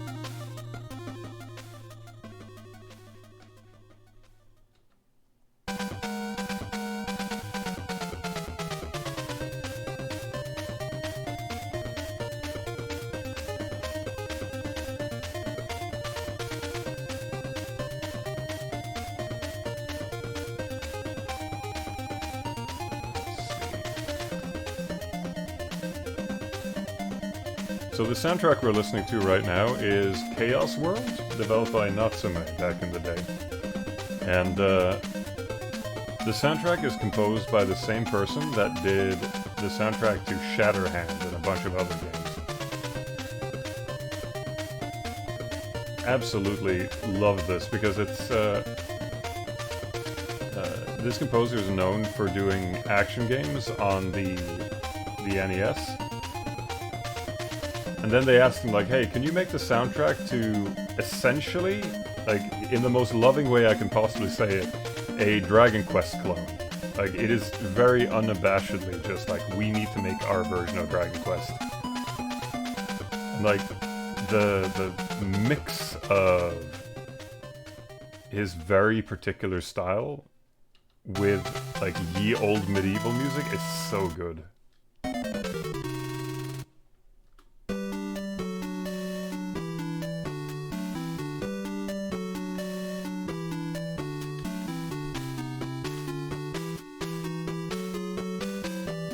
Alright, was that it? Oh, I see a knuckle joint. We gotta fix that.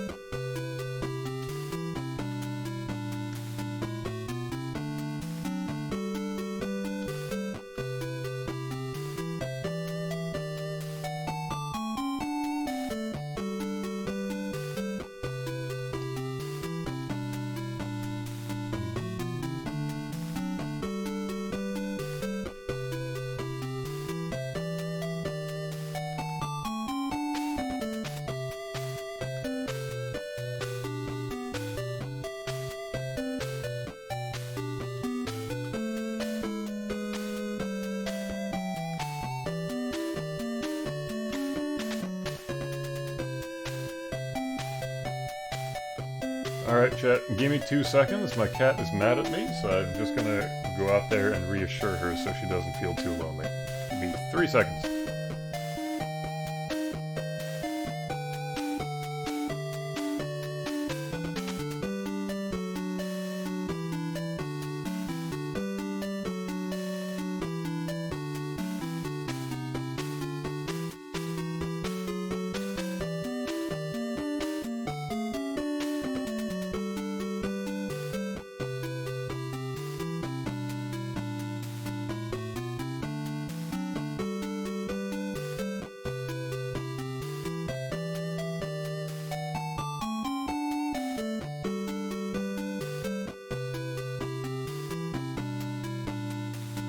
Alright, I'm back. Now, where were we? We're hitting save, that's what we're doing. Okay, I think it's finally time to add these vector lines that I've been avoiding this whole time. I really hope they line up.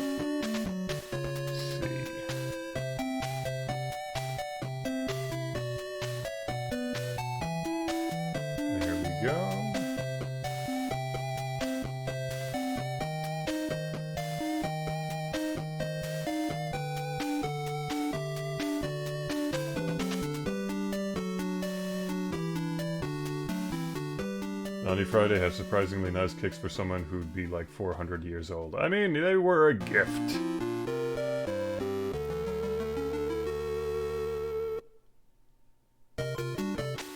You hang out with cool alien people, they bring the boons of their civilization. And by that, I mean just cool shoes.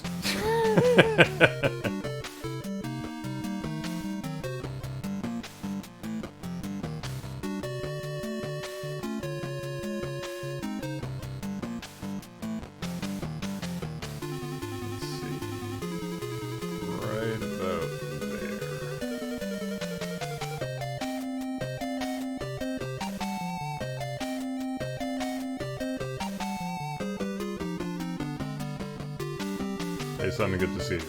Likewise! Glad you can make it. Let's see. I need to think for a second here. Yeah, this needs to be added here.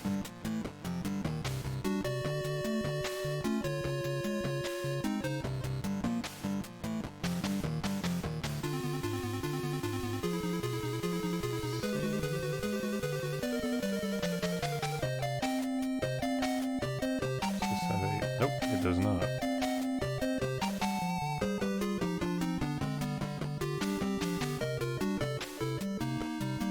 Undo, please. Thank you.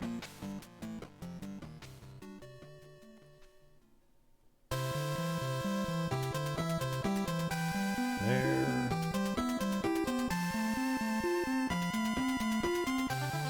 Out there.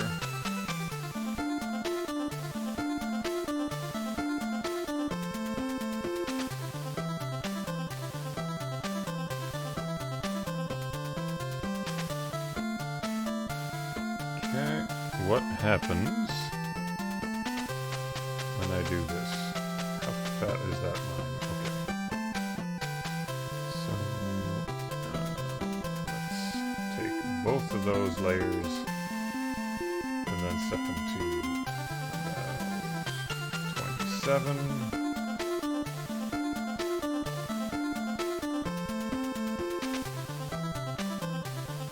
What happens when we draw these?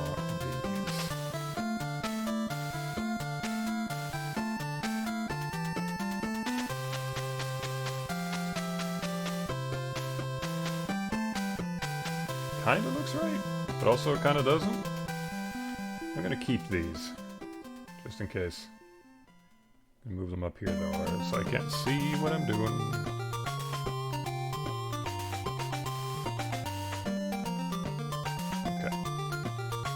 Begin the process of deleting these lines.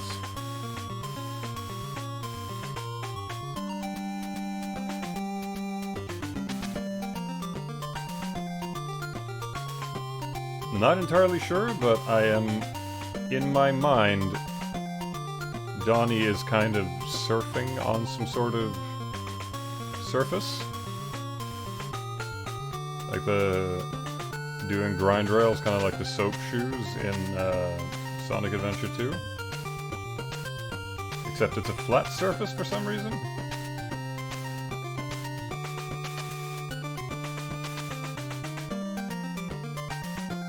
Surfing on good vibrations. Yeah, that sounds about right.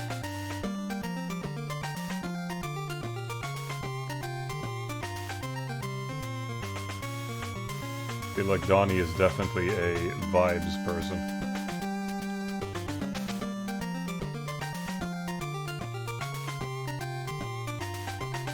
There we go.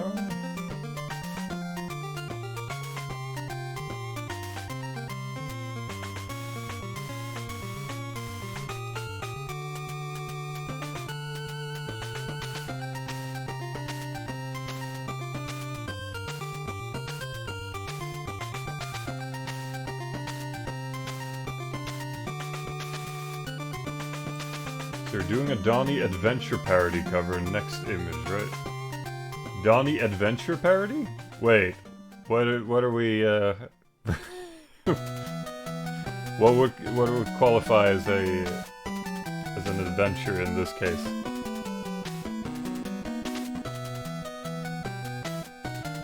Oh my God! So yeah, okay, I see what you're saying. Donnie Adventure 2 Battle.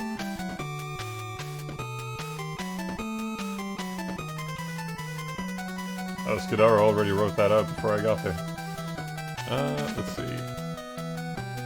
Yeah, I need to be a little thinner out there. Sonic's official shoes.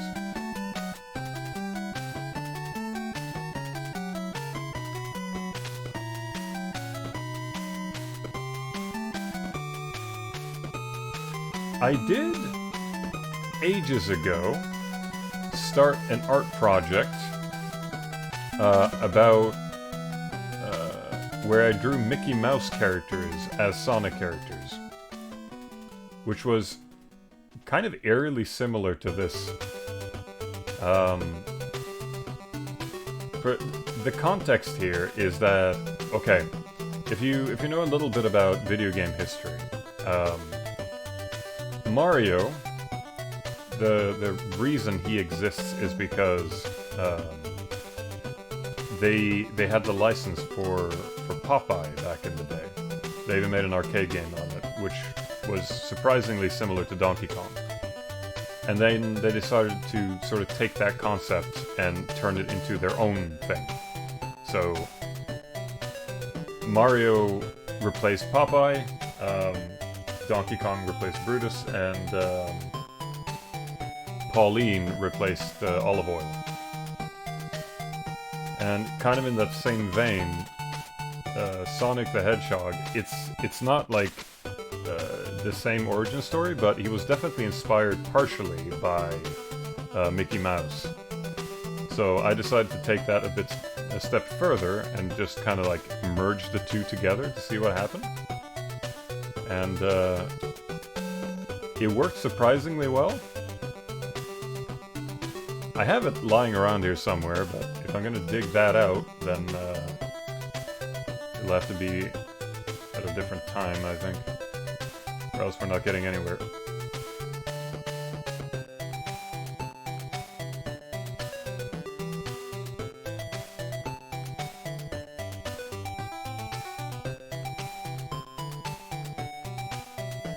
Wasn't it that Mario wanted to create Popeye the arcade game, but they didn't get the license and thus Mario was created? I'm pretty convinced that the Popeye arcade game exists. Unless I have just like materialized that out of nowhere. I could swear I've seen it. That came later. Ah, okay.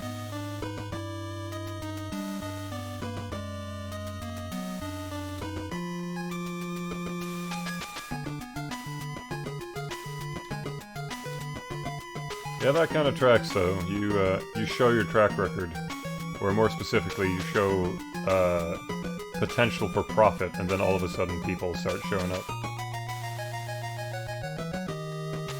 It's also kind of interesting in the sense that Mario has, I won't say surpassed Popeye in quite those terms because it feels a little condescending, but I certainly see more people talking about Mario than Popeye the Sailor Man these days. Then again, I mean, Popeye has survived for like an unbelievable long time.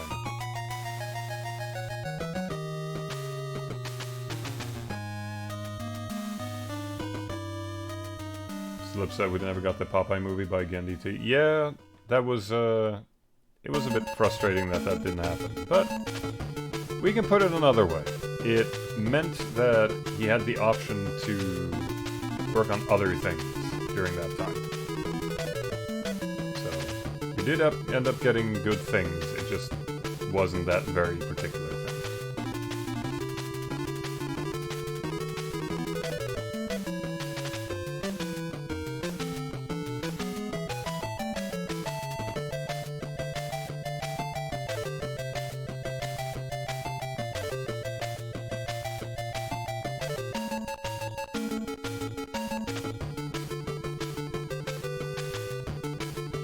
Popeye eats spinach, that's why Mario got power-ups. That kind of tracks. Like, there's a lot of through lines like that. I mentioned it on other streams, but if I remember it correctly, the reason why everything has, like, power levels and everyone is going around talking about, like, the measure of their strength is because of Astro Boy. Because, that whole thing was explicitly about robots. And it makes sense that when you're talking about robots, you're talking about how much horsepower they have.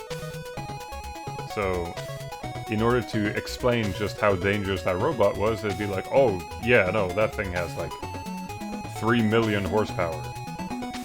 And you can see the through line really easily over to stuff like Dragon Ball, where they talk about power levels.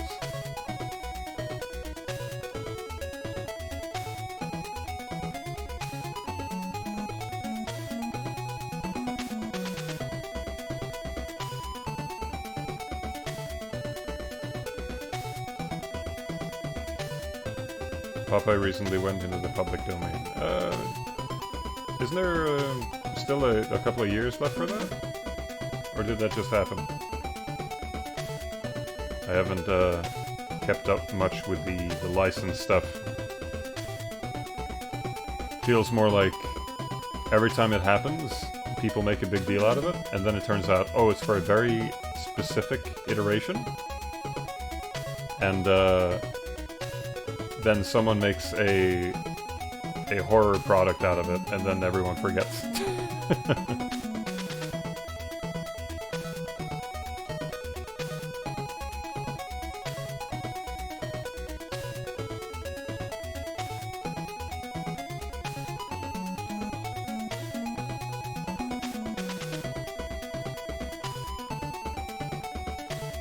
Want to point out, just like I did in the other stream, I freaking love this track.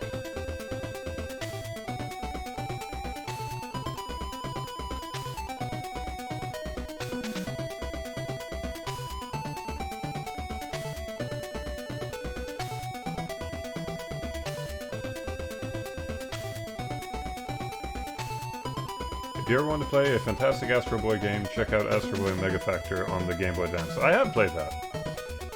If I remember correctly, it was developed by Treasure, which those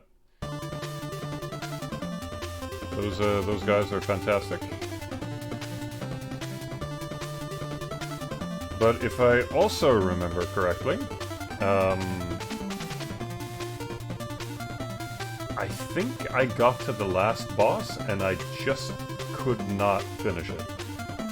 Like that last enemy is rough.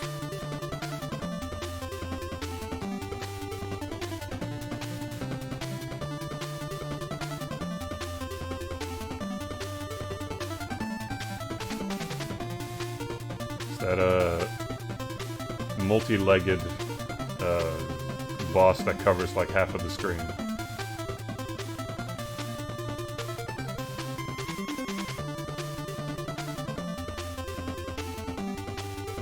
Still though, really enjoyable game. And definitely a valid recommendation.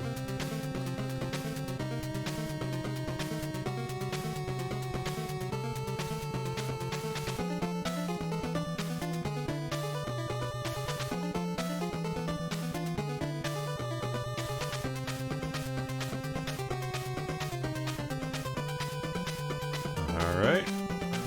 Should I keep that there, or is that too busy?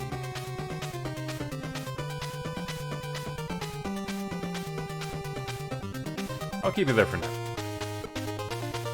Okay, let's add those clouds in the background and start actually looking at color. How about that?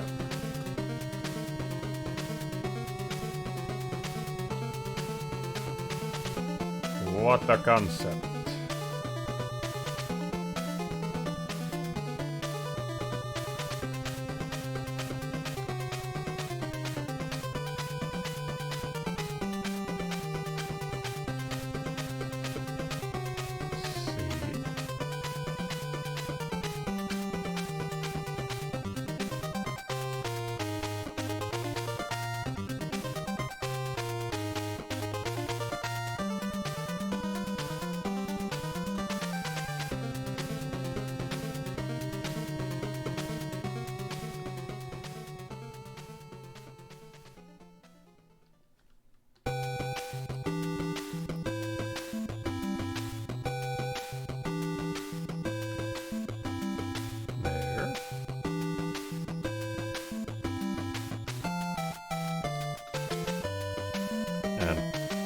Treasure has such an interesting legacy behind it. It's unfortunate that they ended up having to make a ton of licensed games, and then sort of slowly started to break apart because of it, but it feels like every single time you would see a video game about a particular IP or something that was amazing and you couldn't figure out why, it turns out it was just because Treasure was involved.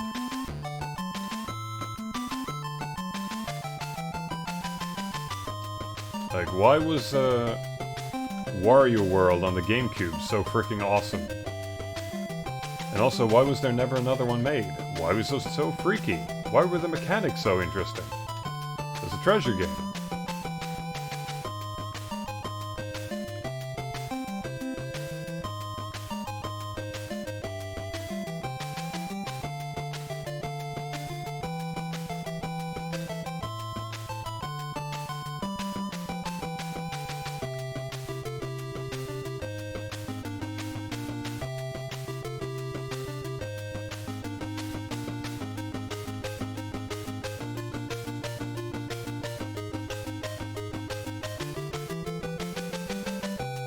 Wario World was my first 3D Mario game.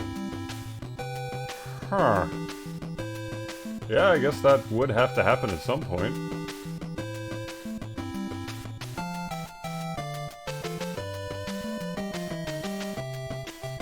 Had to be someone's first one.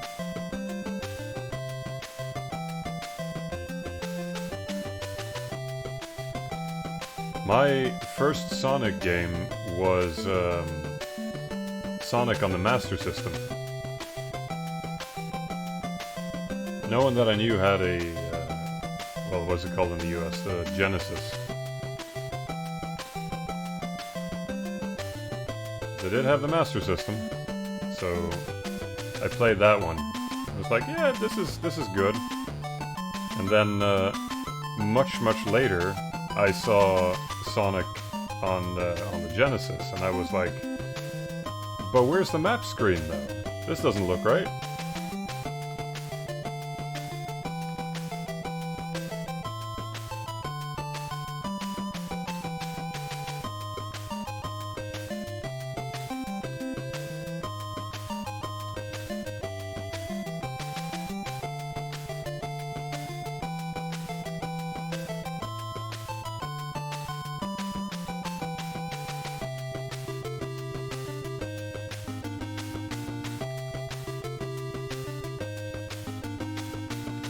Kind of on that same note, very charming little sound chip on the Master System. It has the same sort of roundness to its sound that the Game Boy had. Alright, we're out of soundtrack. What do we do now?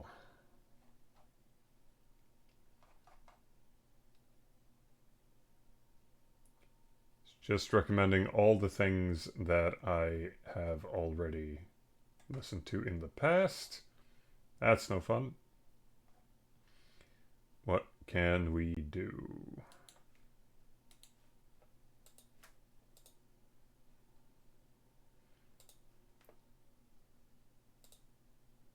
Sing.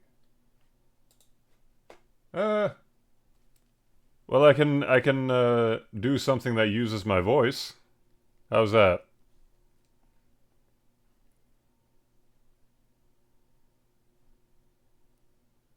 Adrian, know what's happening.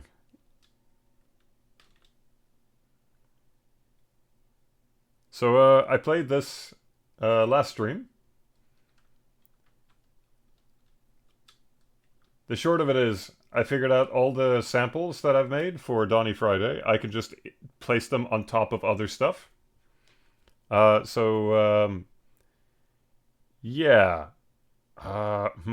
What's the best example that I can give?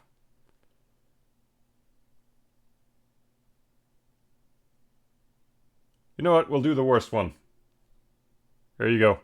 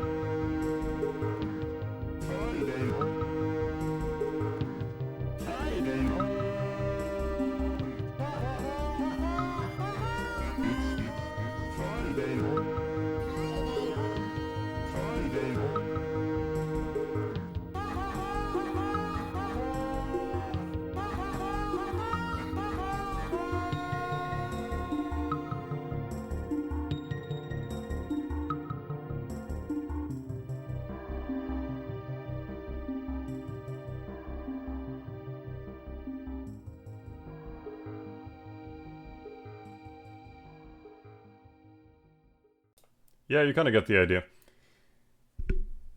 Hey, Simon, hope you're doing well today. I am doing pretty well, I'd say. It's, uh, it's a pretty decent evening.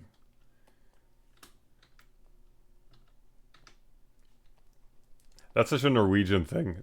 What is the quote that I heard? Um, there was someone that was giving advice to Scandinavians about traveling abroad, and they're like, at some point, someone is going to ask you, "How are you doing today?" Don't answer. It's basically saying, "How are you?" They don't actually want to know how you're feeling.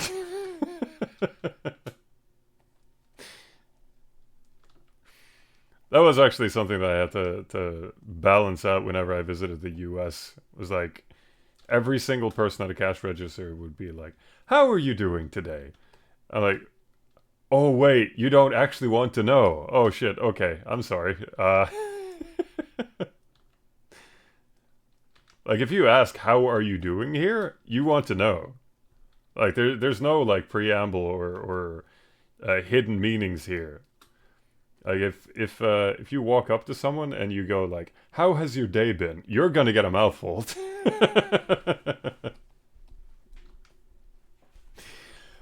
All right, let's try to find some music.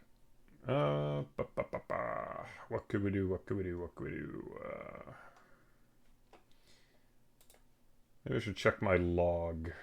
I'm sure I have something interesting.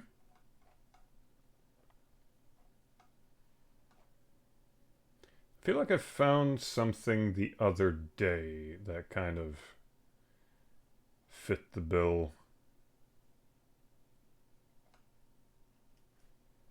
I am open to suggestions, though. Let's see. No, this is,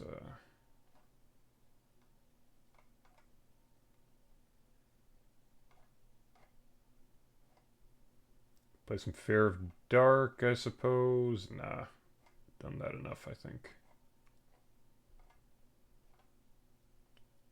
Yeah, no, that's not going anywhere. Alright, what could I do?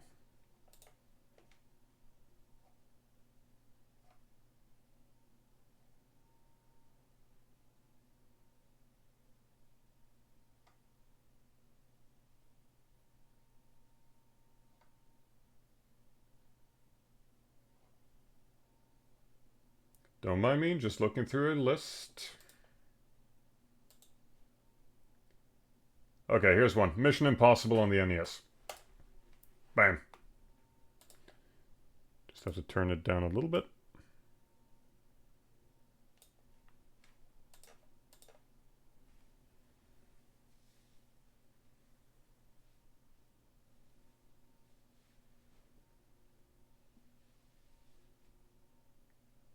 I never know how to answer if a streamer asks how I'm doing or how my day was.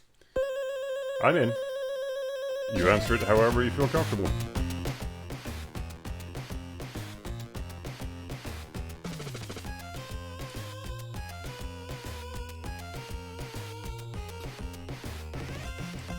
Sometimes you just have to do things the way that you think they should be done.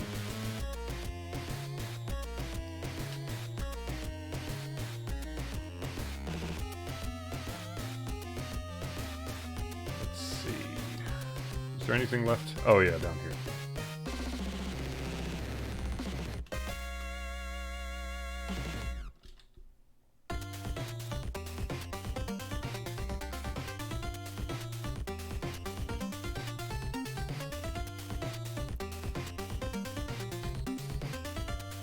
Konami just... they use that drum sample for everything it's worth. They figured out DCPMs and they're gonna stick to it.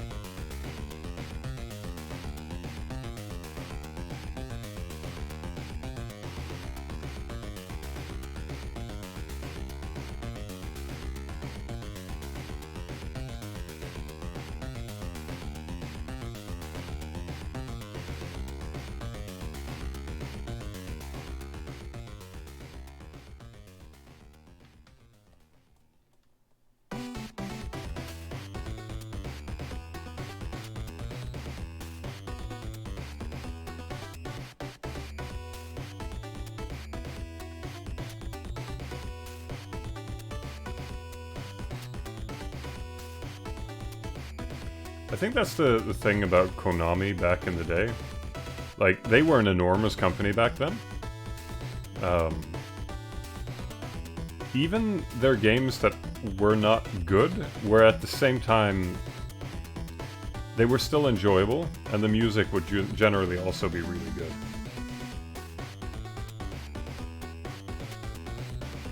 They had an absolute ton of licensed games that they did. And even though oftentimes they weren't fantastic, at the very least you could play through it and feel like you felt something at the end. Alright, only have these 2 lines left to do, and then it's coloring time.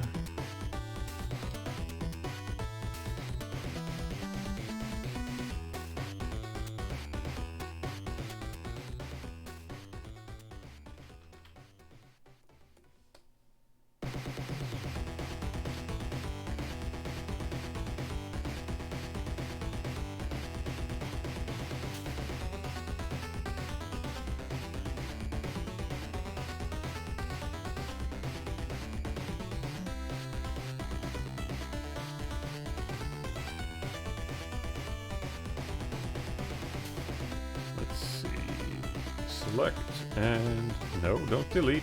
Draw. Why can I not draw? It's because my layer's hidden. There we go.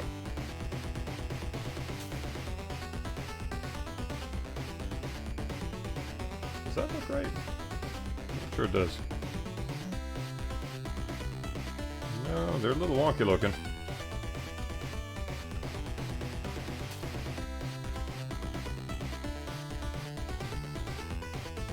We gotta fix that.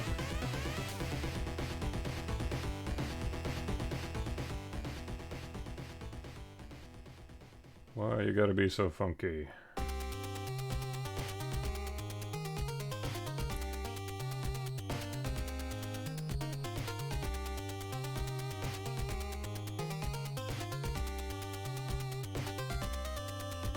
Like that, maybe?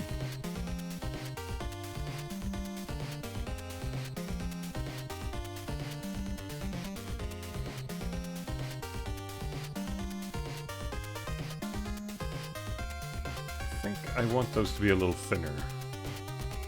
Let's see. Just put that to 4.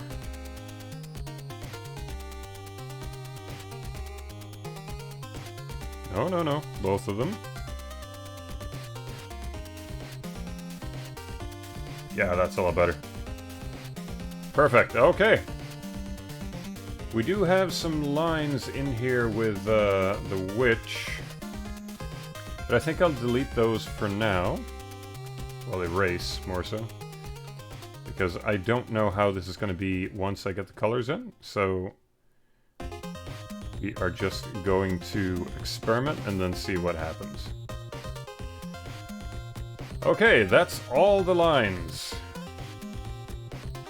Now comes the point that I've been dreading. Because,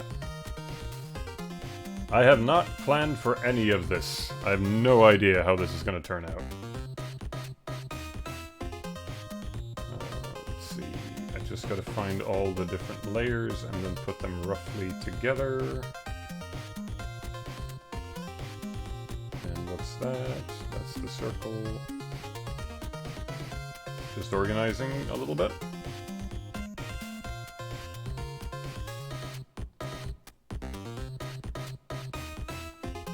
Right. Now, I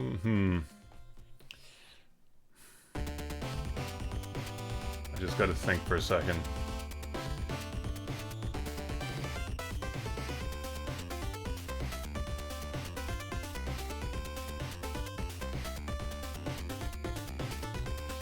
Okay.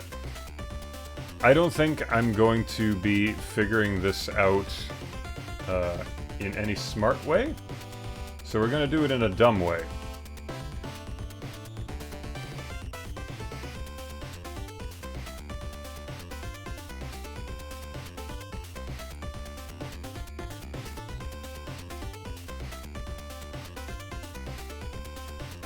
see.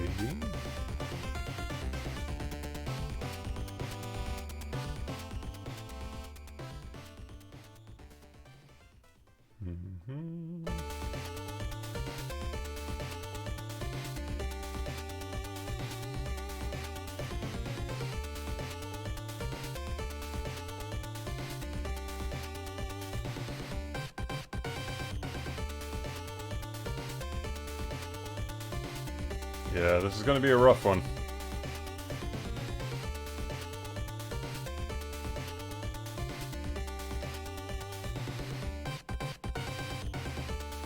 So I can at least say right off the bat, this needs to not be that dark, or else you're not going to be able to see anything.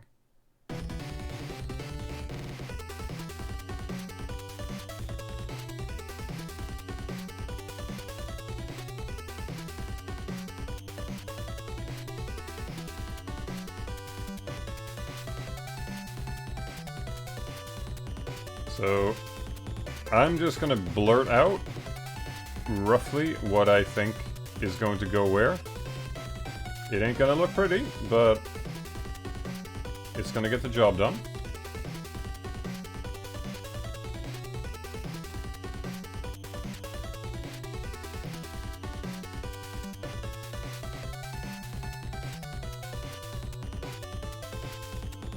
Let's see. So I know that needs to go there. I need that like half blue, half green tone for Donnie. That is way too blue. Brighter, please. Yeah, that can do it.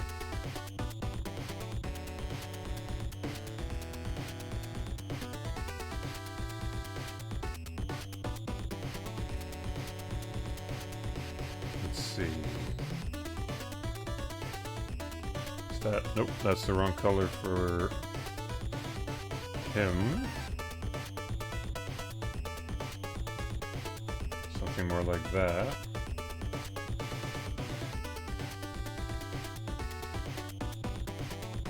Don't worry, chat, we'll figure this out.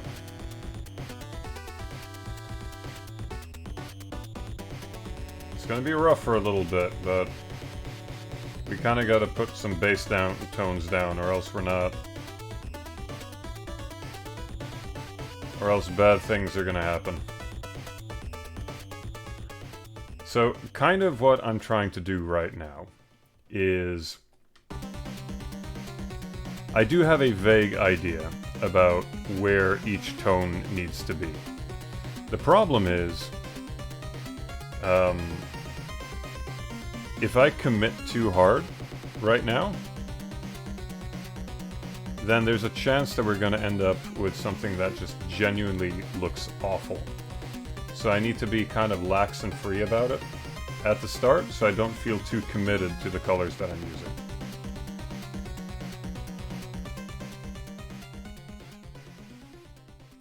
Like, I'm sort of giving myself an excuse to be sloppy about it. Because,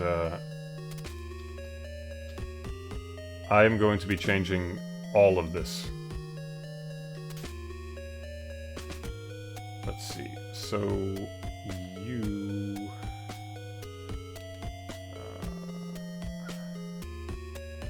Now, I tend to do this kind of thing before the stream, where I kind of map out the colors.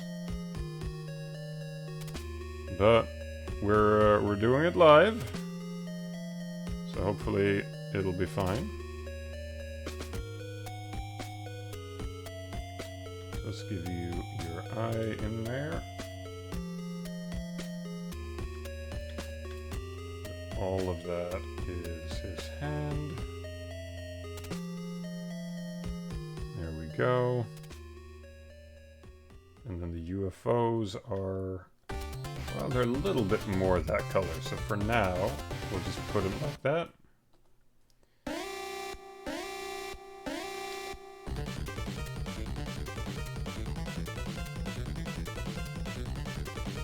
That.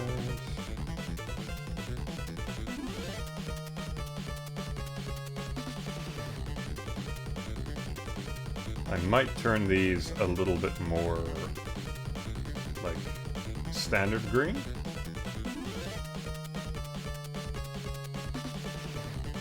But for now, it'll be alright. Let's see, his cape. Yeah, that needs to be a lot brighter.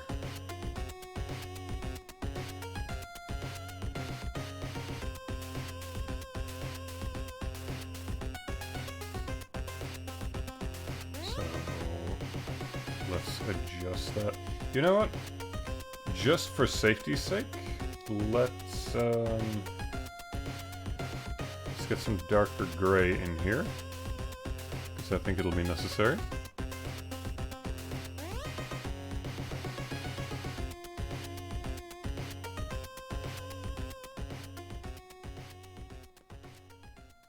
Yeah, I can already tell there's going to be some values that I'm going to have to adjust.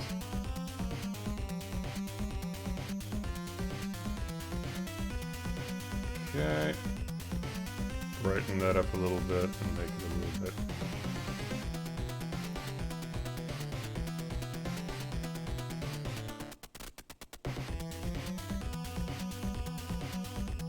There.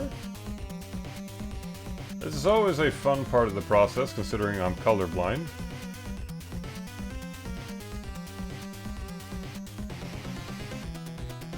Like, I'm just like, yeah, this probably goes there.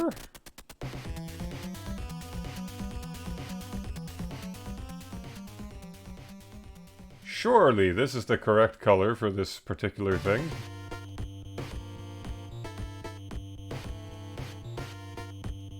That might not be bright enough of a white, but let's try it anyway. If it turns out it doesn't work, we will just blurb over it.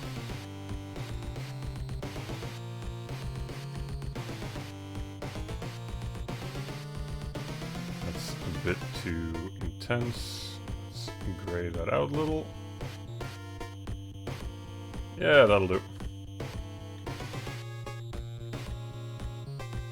Okay, a little bit of the white in there.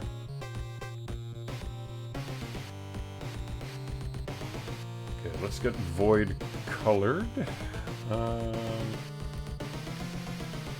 What color does void have? It's more like a pinkish than anything. You know what? I think I'll keep that. Yeah, because the thing behind her is supposed to be the moon.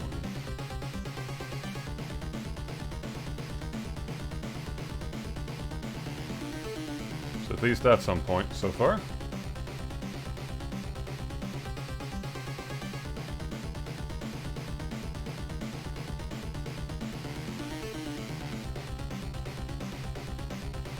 Ah, that might be an issue because her spacesuit is white and the moon behind her I was thinking was going to be very white-ish. So I might have to bring in some yellow for that.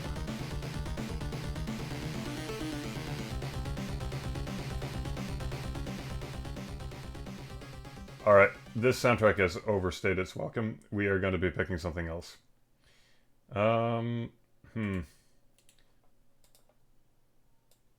What's something that's pleasant to listen to? Here we go. Alright, what's on my shelf?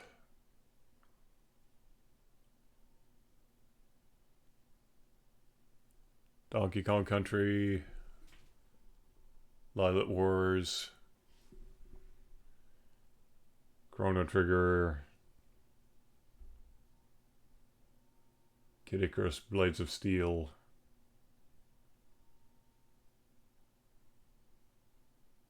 bleh.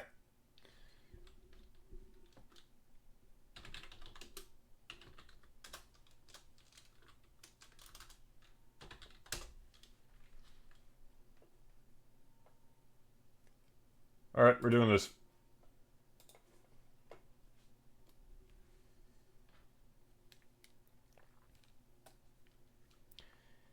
I feel like I'm going to end up making Void fan art eventually. I mean, go for it.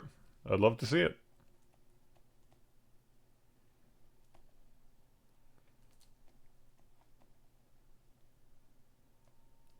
She hasn't even officially shown up in the thing yet. So it's even more appropriate.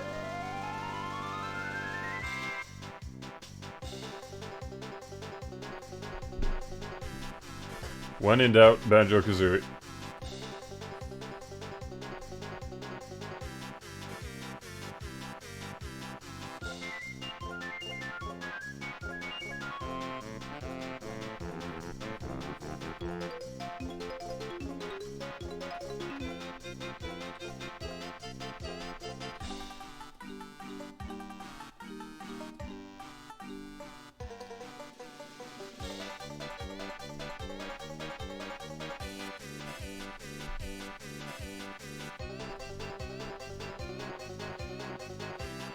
What other colors do you have? You have this one. And it goes where?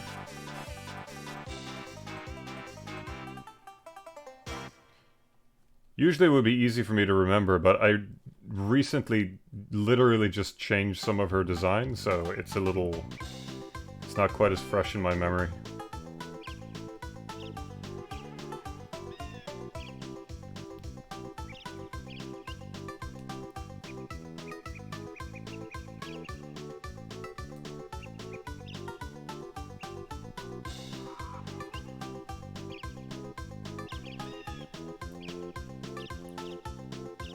I love the fact that in this soundtrack, you can hear that Grant Kirkhope just downloaded a sound pack for like every bird.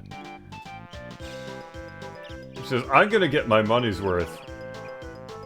I'm gonna put in every single bird noise that I could possibly fit in here.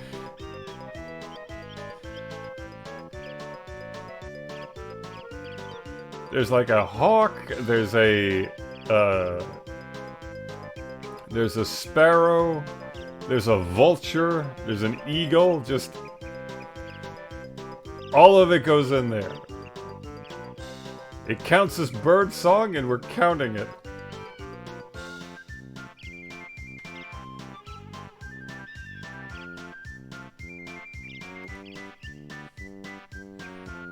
What was that?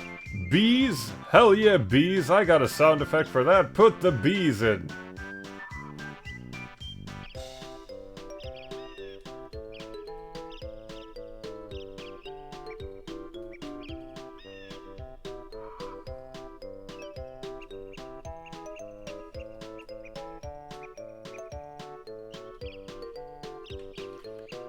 Let's see. That might be a bit too garish. Let's just throw that in there for now, and then let me see if I can just do a quick adjustment and see if that will fit better.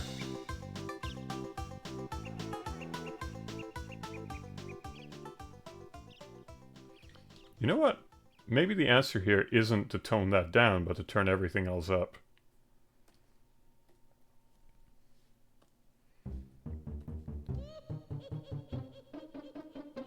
More color!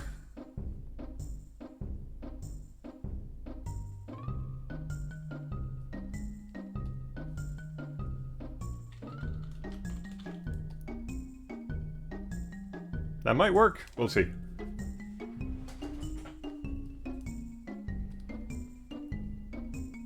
Again, I know it's very rough, but this kind of has to happen. If I start polishing stuff now, this is going to turn out very badly. Alright. I really need names for these aliens. But let's get whom I preliminarily will just call Green in here.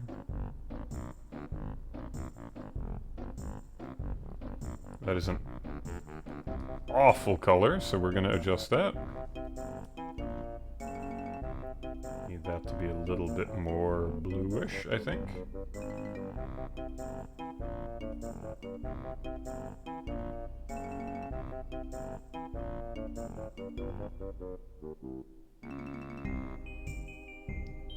Let's see. I think probably... Because probably what I'm going to be doing here is that I will be adding like a layer of dark on top of it. So maybe something like that? Maybe?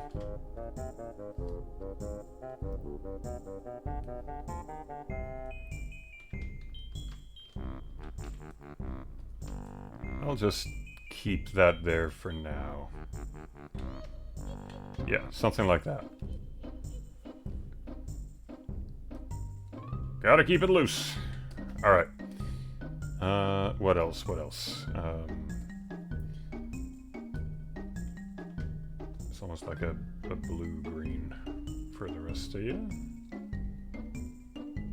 That one might be able to be used without much adjustment. Hold on. Yeah, I guess that should technically be white, shouldn't it? Because that comes down on the side here. Yeah.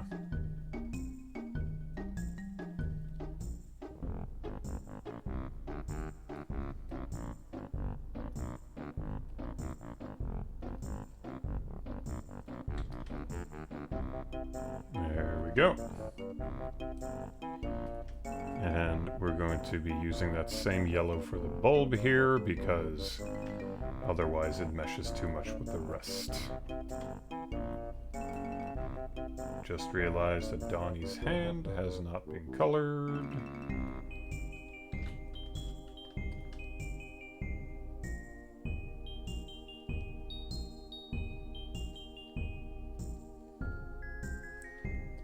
And at the same time, we can get his sleeves. There.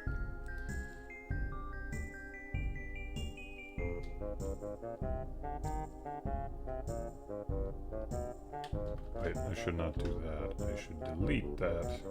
Why do I keep saying delete? Erase. I should erase that. Okay, and then, let's see. Let's get Green's hair in.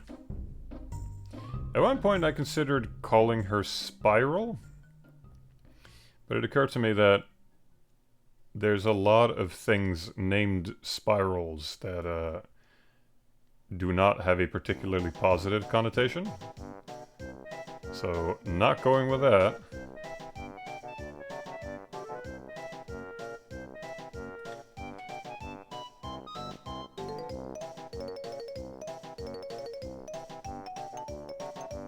I think that's the good thing about making a series that doesn't really have characters that talk, because you never have to have them address each other by their names.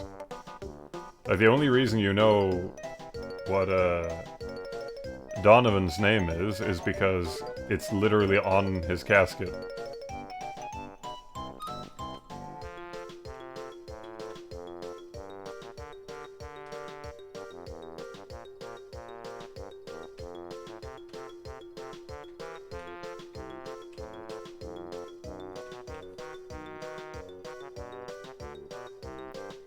There we go.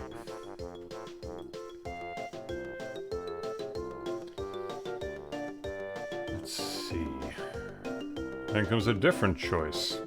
Because she is supposed to just have,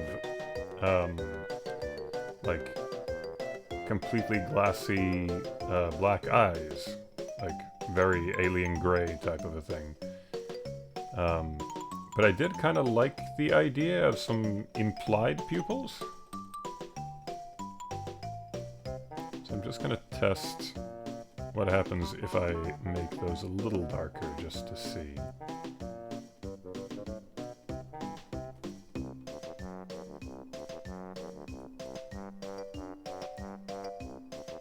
Yeah, it's kind of neat.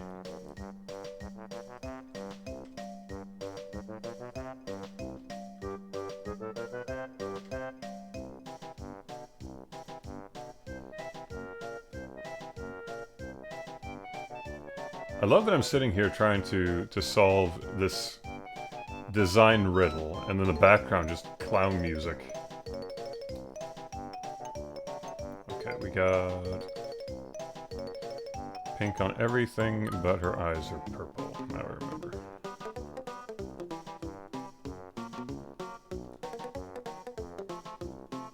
There we go. Avoid looking like herself. Okay, and then... Would she actually look that terrifying in this,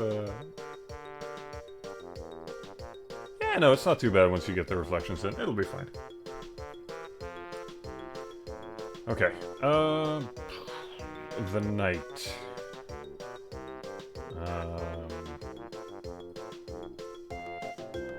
Let's see. Is there mace? I need to double check something. Let me just go into my Donnie Friday folder. Do I have anywhere? Yeah, here. And...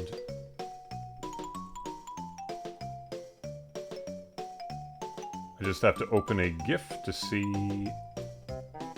There we go. Just grabbing this real quick. Whoop. Okay, so... Yeah, it is the same color as everything else. That was a good reminder. The inside of the knight's arms is leather, so I have to try and remember that for later. Plus, this needs to be that color. Okay. And the mace is the same color, but is that a bit boring for this composition? Why don't I turn that a little bit more bluish gray? That sounds more fun to me. Oh, no, I can't do that, because then it'll merge with Donnie's arm. Okay. Fair point, fair point. How about a brighter gray? Ha ha ha!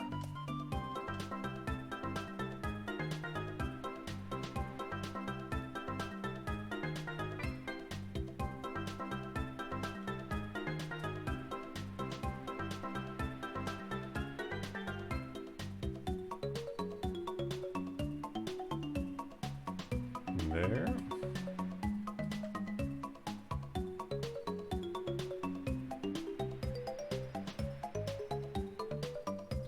And that's another point. Just have to check that real quick. Are the mace parts meant to be like a lighter gray? I think they are. Yeah, they are. Okay. Usually I remember all of this stuff, but it has admittedly been a minute since I worked on this very particular color palette.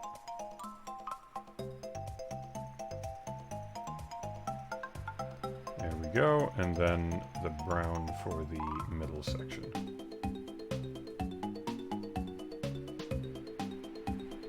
There. Okay. Probably what I'm going to do is that I'm going to be making the night a lot darker. But for now, it'll do.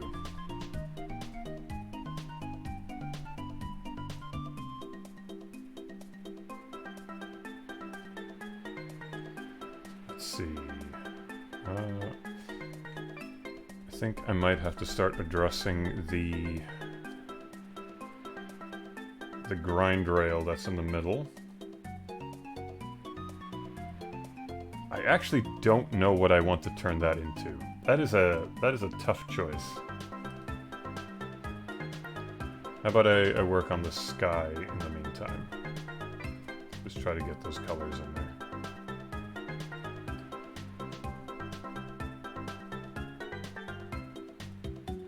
Okay. That... Well, let's first try to get some of the clouds in there. I should probably... Well, let's not guess ahead of time. I'm going to try and make them a bit yellowish first. And then if that doesn't work, I have it on a separate layer, so I can just change it.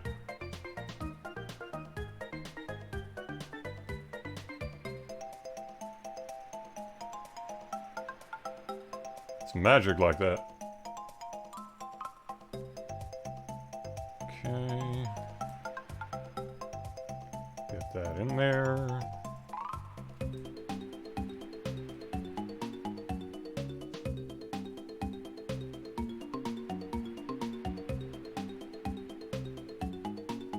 Did I get the order wrong? I might have. Did I shade that in opposite of what I had intended? Huh. Alright, well. Either way, it'll be fine. Okay. A little darker, maybe let's try for more of a blue, perhaps? Yeah, that looks a little bit more like what I had in mind.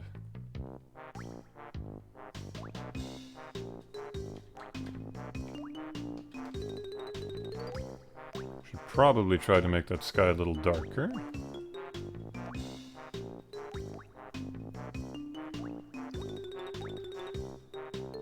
Yeah, that does look a lot more fun. Maybe I can have the ultimate luxury of using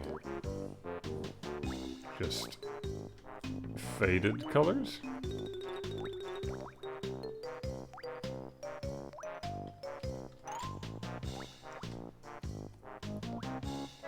I think it would look nice with maybe some green tones here.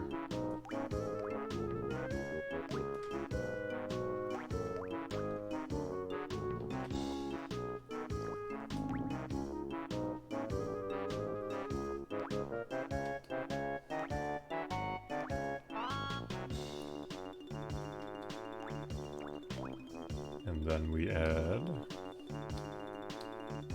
darker tones. I need to delete that, whatever that is.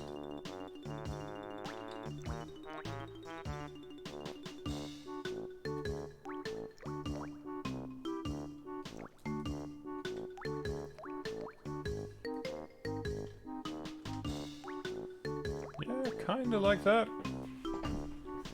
We're getting somewhere, at the very least.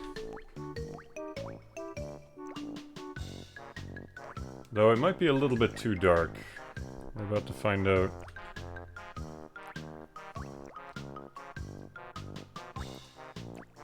Because it is going to be framing the witch down here. And if that doesn't work, well, then we can't keep it. She is a, admittedly a pretty radiant blue, but still a blue. So we don't want her to lose readability in all of this. Green has... Oh yeah, her neck is blue too. Well, we're just gonna have to roll with it. Well, it doesn't really need to be all that readable, so that's fine.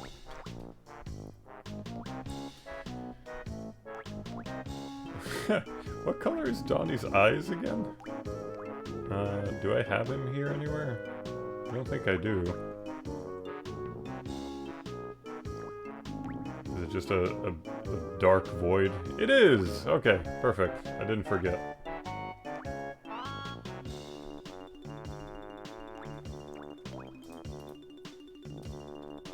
I'll probably just make them the black, but at the very least, now they look a little bit more readable. Okay, witch. I need to put the witch in.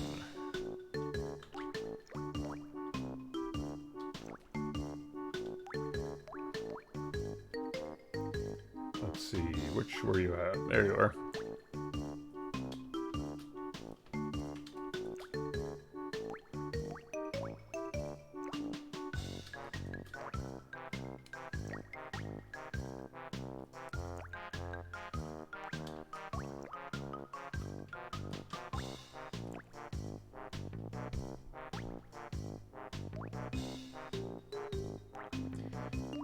Who are those characters? Are they for a future project? I know the Vampire Friday meme guy.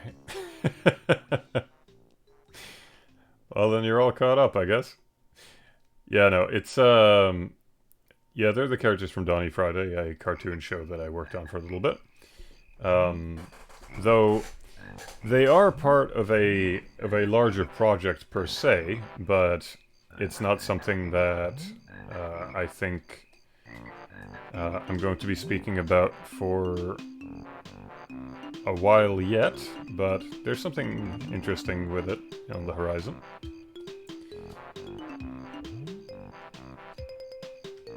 All that said,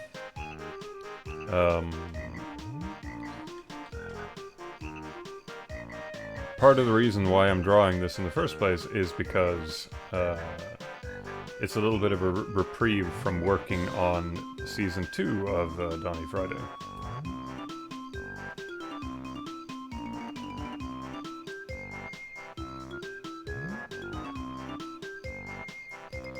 So at some point, in between all my other work on Vikings on Trampolines, I will hopefully get some new episodes up for Donnie Friday. For now, I'm just drawing this because it's a little bit of a break. You know what? That actually needs to be more golden. So maybe this actually does work better. Yeah, kinda works.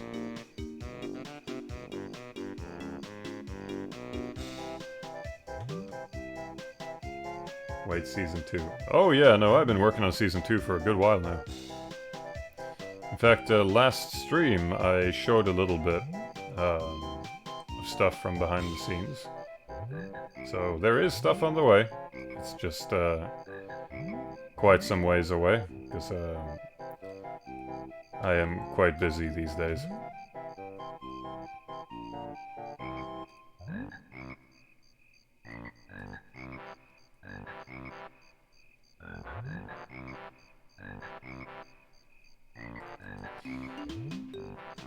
See, part of my issue is that my primary source of income is through the work that I do for D-Pad Studio, and I really, really need that to work out as well as it possibly can. It's what allows me to do other things, but at present there is quite a big challenge ahead to get our next title up and running.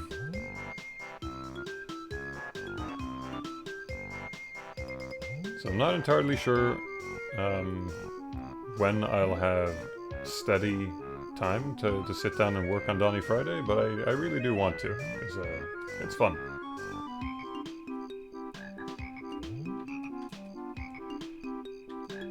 Yeah, I was kind of worried about that. She is blending in a little bit.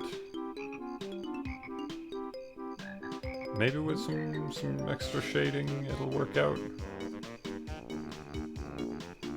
Not entirely sure. Well, we'll keep it there for now, because I need to at the very least attempt to define where all this is supposed to go.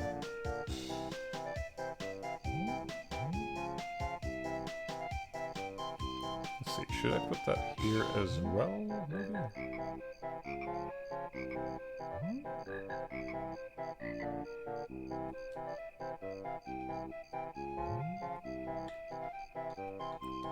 Just use the wrong brush, we can't have that.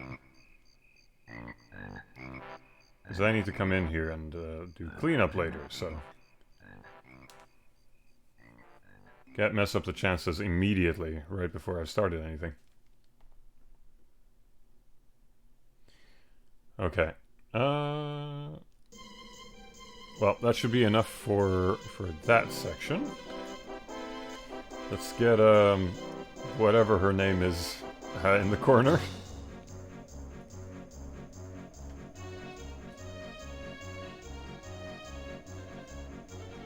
Red? wave. Something.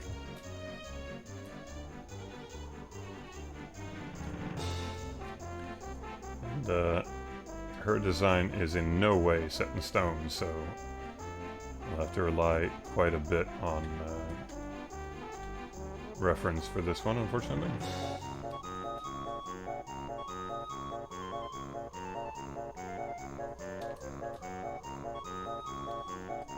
Let's just smash that in there real quick.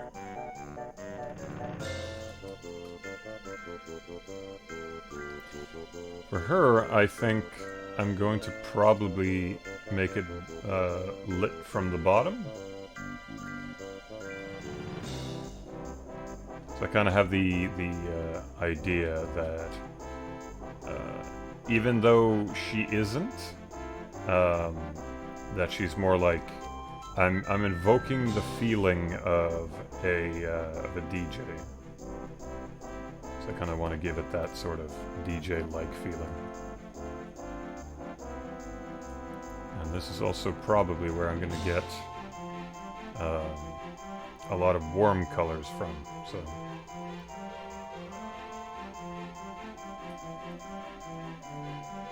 this is also part of why I'm unsure about how this is going to function, because if it turns out that the warm coming from this region clashes with everything elsewhere, then I'll have to rethink the color plan. So that's why we're doing it rough for now. Let's see. Oh yeah, her pants start there. So there.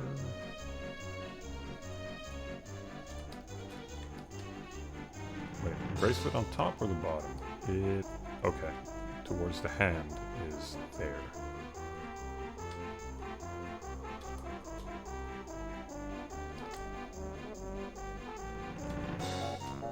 Okay, and then her headphones. Are those two-tone? Yes. So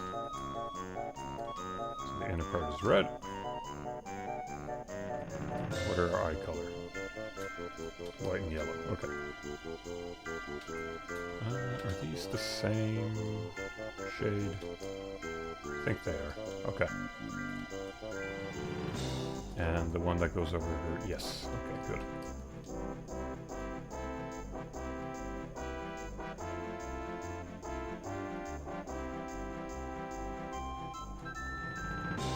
And is the hair... Yeah, the hair is also the same. Okay, good. Everything's covered. And that one too. Yep.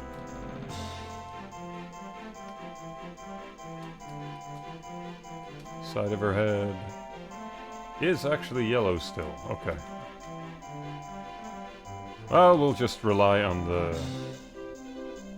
the reference, and then I can change it if it turns out it doesn't work.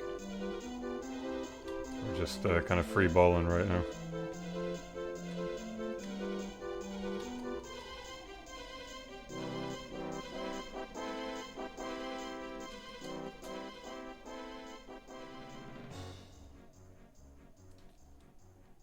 And Banjo-Kazooie has such an unbelievably good soundtrack.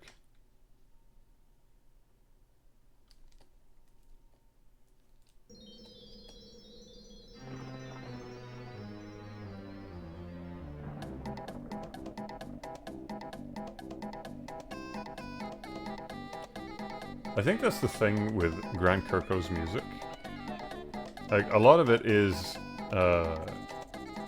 like, very silly in a way. Even though he can clearly make serious music. I mean, he composed the soundtrack to GoldenEye, so... But,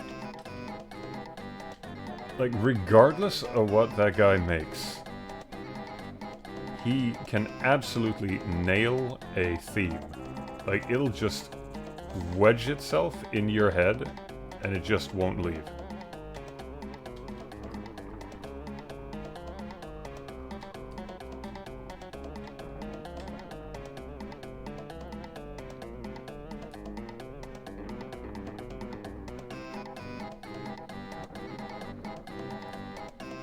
Sometimes I wonder if he did that to himself.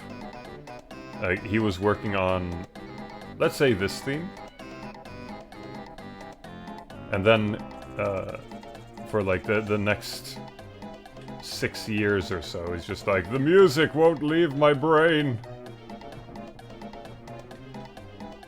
Because I've done that. I've composed tracks. On one hand, I have the habit of, if I'm composing music, it's because it's something that just got caught in my head and I need to get it out.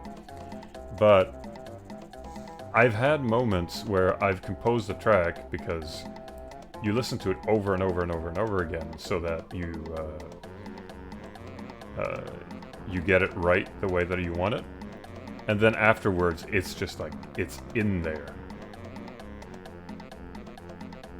That track is not leaving. It lives in your brain now.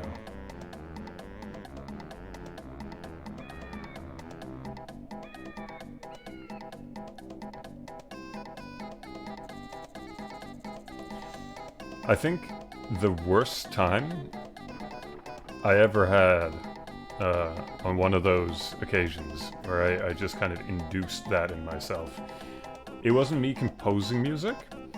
It was for my finals project at, I guess you could call it 3D class. So I was supposed to be making something for my finals, and I came up with this really overly elaborate idea. No denying it, it was like as high concept as I could possibly make it. It was something about how partial bits of memory gets stored in a different dimension as it was when it left your brain. And it's these different characters finding out that they've ended up in that space, and now they're just kind of trying to deal with this existence. And the main character, if I remember correctly, was kind of just depressed. Yeah, he was not having a good time. And sort of as a, almost like a nod to that, the theme that I picked to play in the background was "Don't Worry, Be Happy." I don't even remember what the name of the song is, because that's all I remember from that whole thing. And I worked on that for several months, where every single thing was just that track playing in the background, because I had to time it to music. So I would wake up, I would hear that song, I would go to bed, I would hear that song, I would be working on my project, I would be hearing that song, like constant, over and over and over and over again.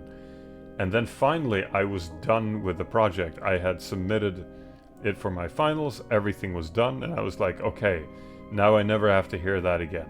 We had done our presentations and everything. And after everything was said and done, it was still in there. I think it took me nearly half a year until I stopped hearing it in my head.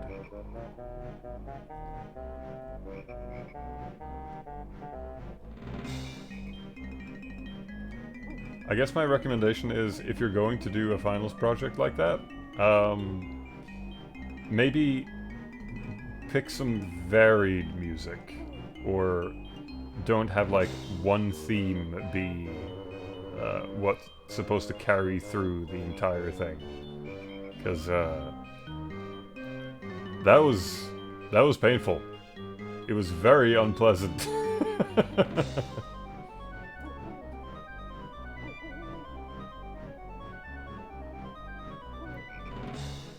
See, I'm just checking the gloves.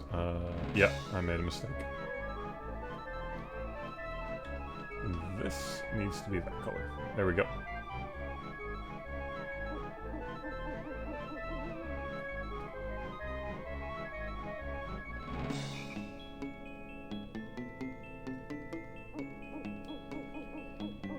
Let's see.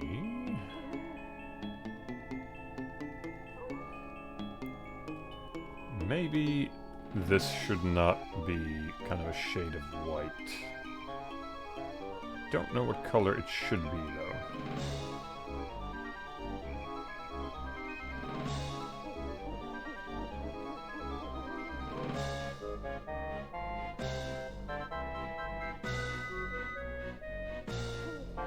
Maybe green?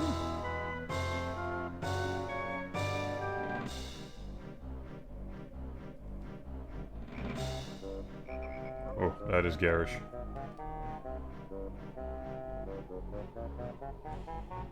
Did you upload that finals project anywhere? I don't think so. I think the school that I went to has the rights to that one, so.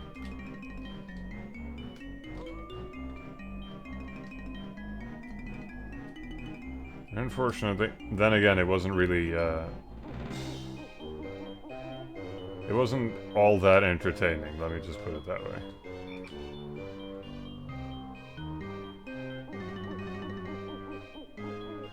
Let's see.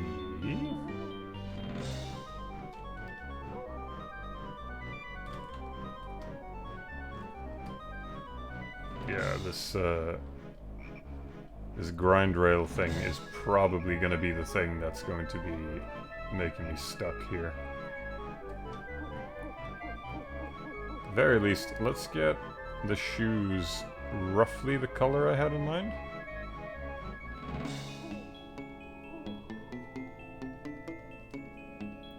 And then it'll be easier to figure out what the rest of it's supposed to be. So I figured they would have to be, like, a real garish-looking alien color, so if I remember correctly, it'll be like the green from the green one, and then I think it was actually meant to be her skin tone as well, like that, maybe?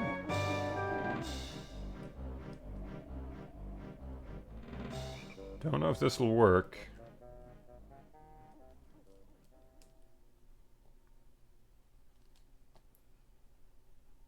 I know I did want the soles of them to be green, though.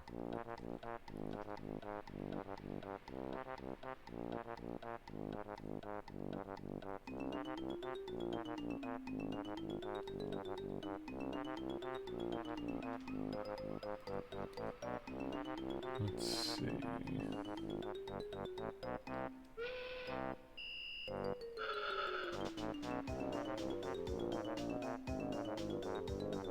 There.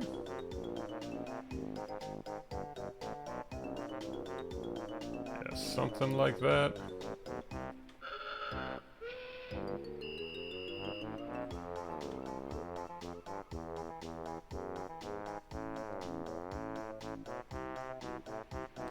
I cannot hear this trombone and not think of Lanky Kong. It's just ingrained in my brain. Every time I hear Grant Kirkhope music and I hear that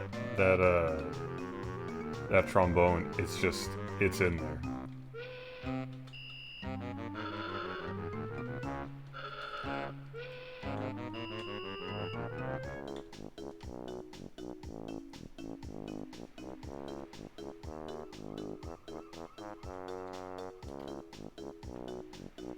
Let's see, like that maybe?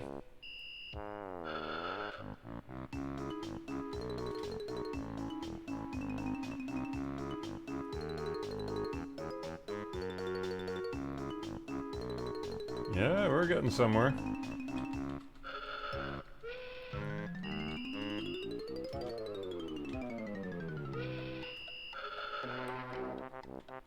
Maybe we can do it this way? It's like white tops on them? Nah, that doesn't look right now. White tags? Yeah, sure, why not? Alright, I'm gonna give this another 10 minutes, and then I'm wrapping up for the day, because we're it is currently 2:30 a.m. So I can't keep going for that much longer.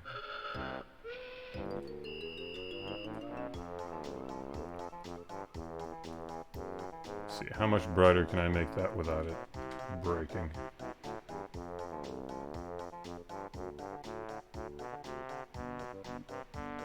Yeah, I guess that is the penalty of using a color that bright.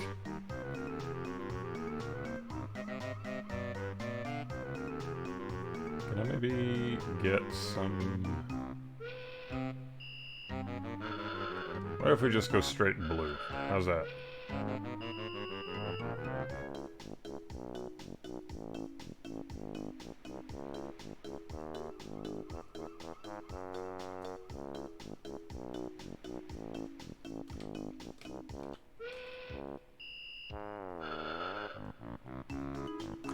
Yeah, this is going to be a tough one, I'll be honest.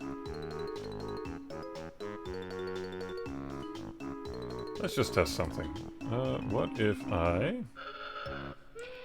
just preliminarily add a little bit of shadowing, like that?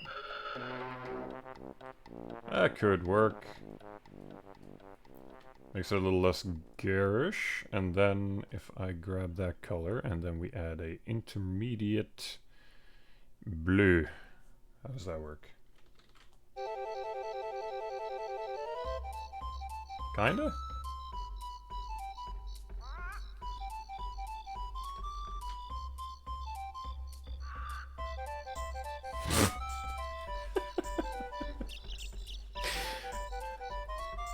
That whatever it is, the vulture thing in the background that just like screeches, it gets me so bad every time I listen to this track.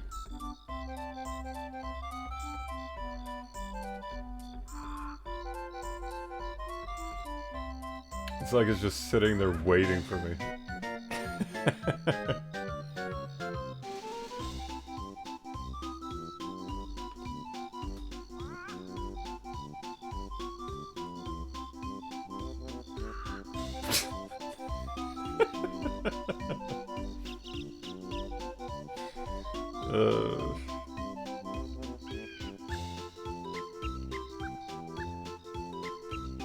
Oh, Grant. You silly sausage.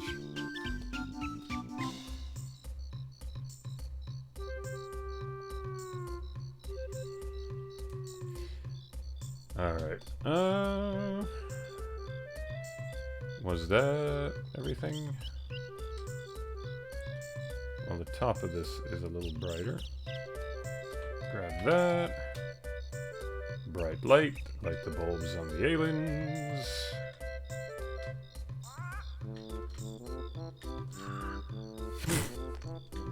Damn it.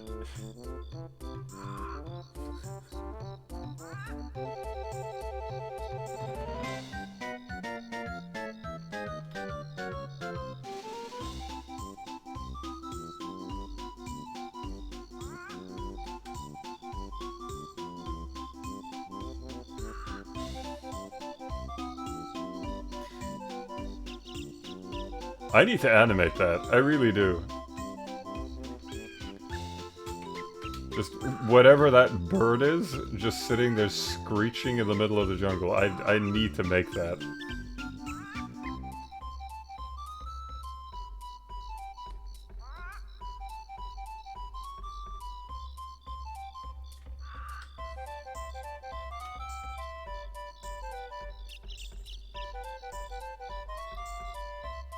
It's not very nice looking. How about that? Yeah, that'll do.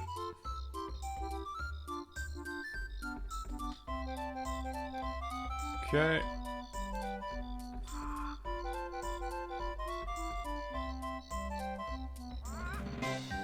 Then the intermediate colors.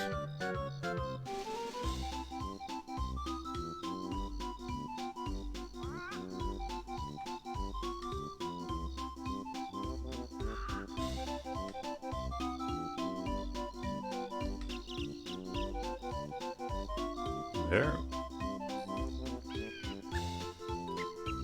Was that everything? I think so. Alright, from here on out comes the fun challenge of trying to balance all of this to something that looks not bad. Well, looking at the thumbnail in on the stream, it doesn't look too bad. I think I can work with this. The true challenge is going to be what happens once I add shadows to it. Now, I am aiming for... I'm not even sure what to call it.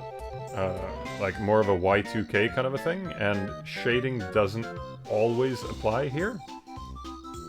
Because there's supposed to be an emphasis on the line art.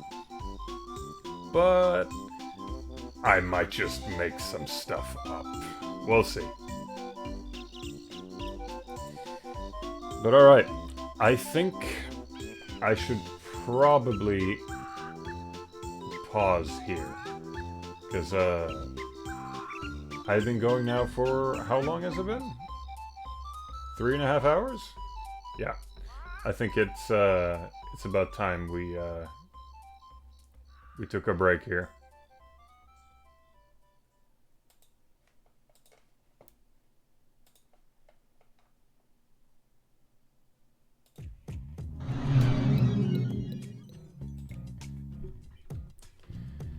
Well, alright. That will have to be it for today.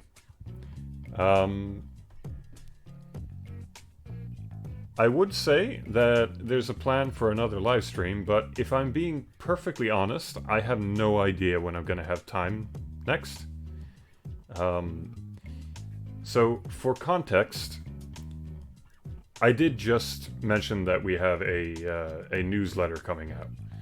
And we also have a competition running, where if you enter in, you get put into a pool of people, and you might win a Owlboy Special Edition, either for the Switch or the PS4. But the day we announce that is on November 1st, which is the Owlboy 9th anniversary. And prepping for the anniversary is usually a lot of work. It takes a very, very long time, at the very least on my end, because I have to do a lot of editing, we have to film for the thing, there's a lot to do. But on top of that, we have a very, very tight deadline for Vikings on Trampolines coming up. There's a lot that has to be finished, and this has to be done in the middle of all of this other stuff. So I am crossing my fingers that everything will be smooth sailing.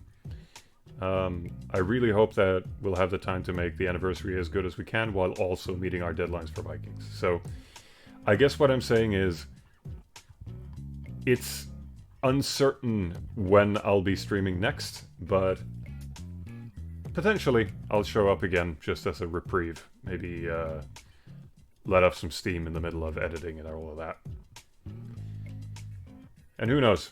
I mean, it's my birthday on Wednesday, so maybe I'll take a break then. We'll see.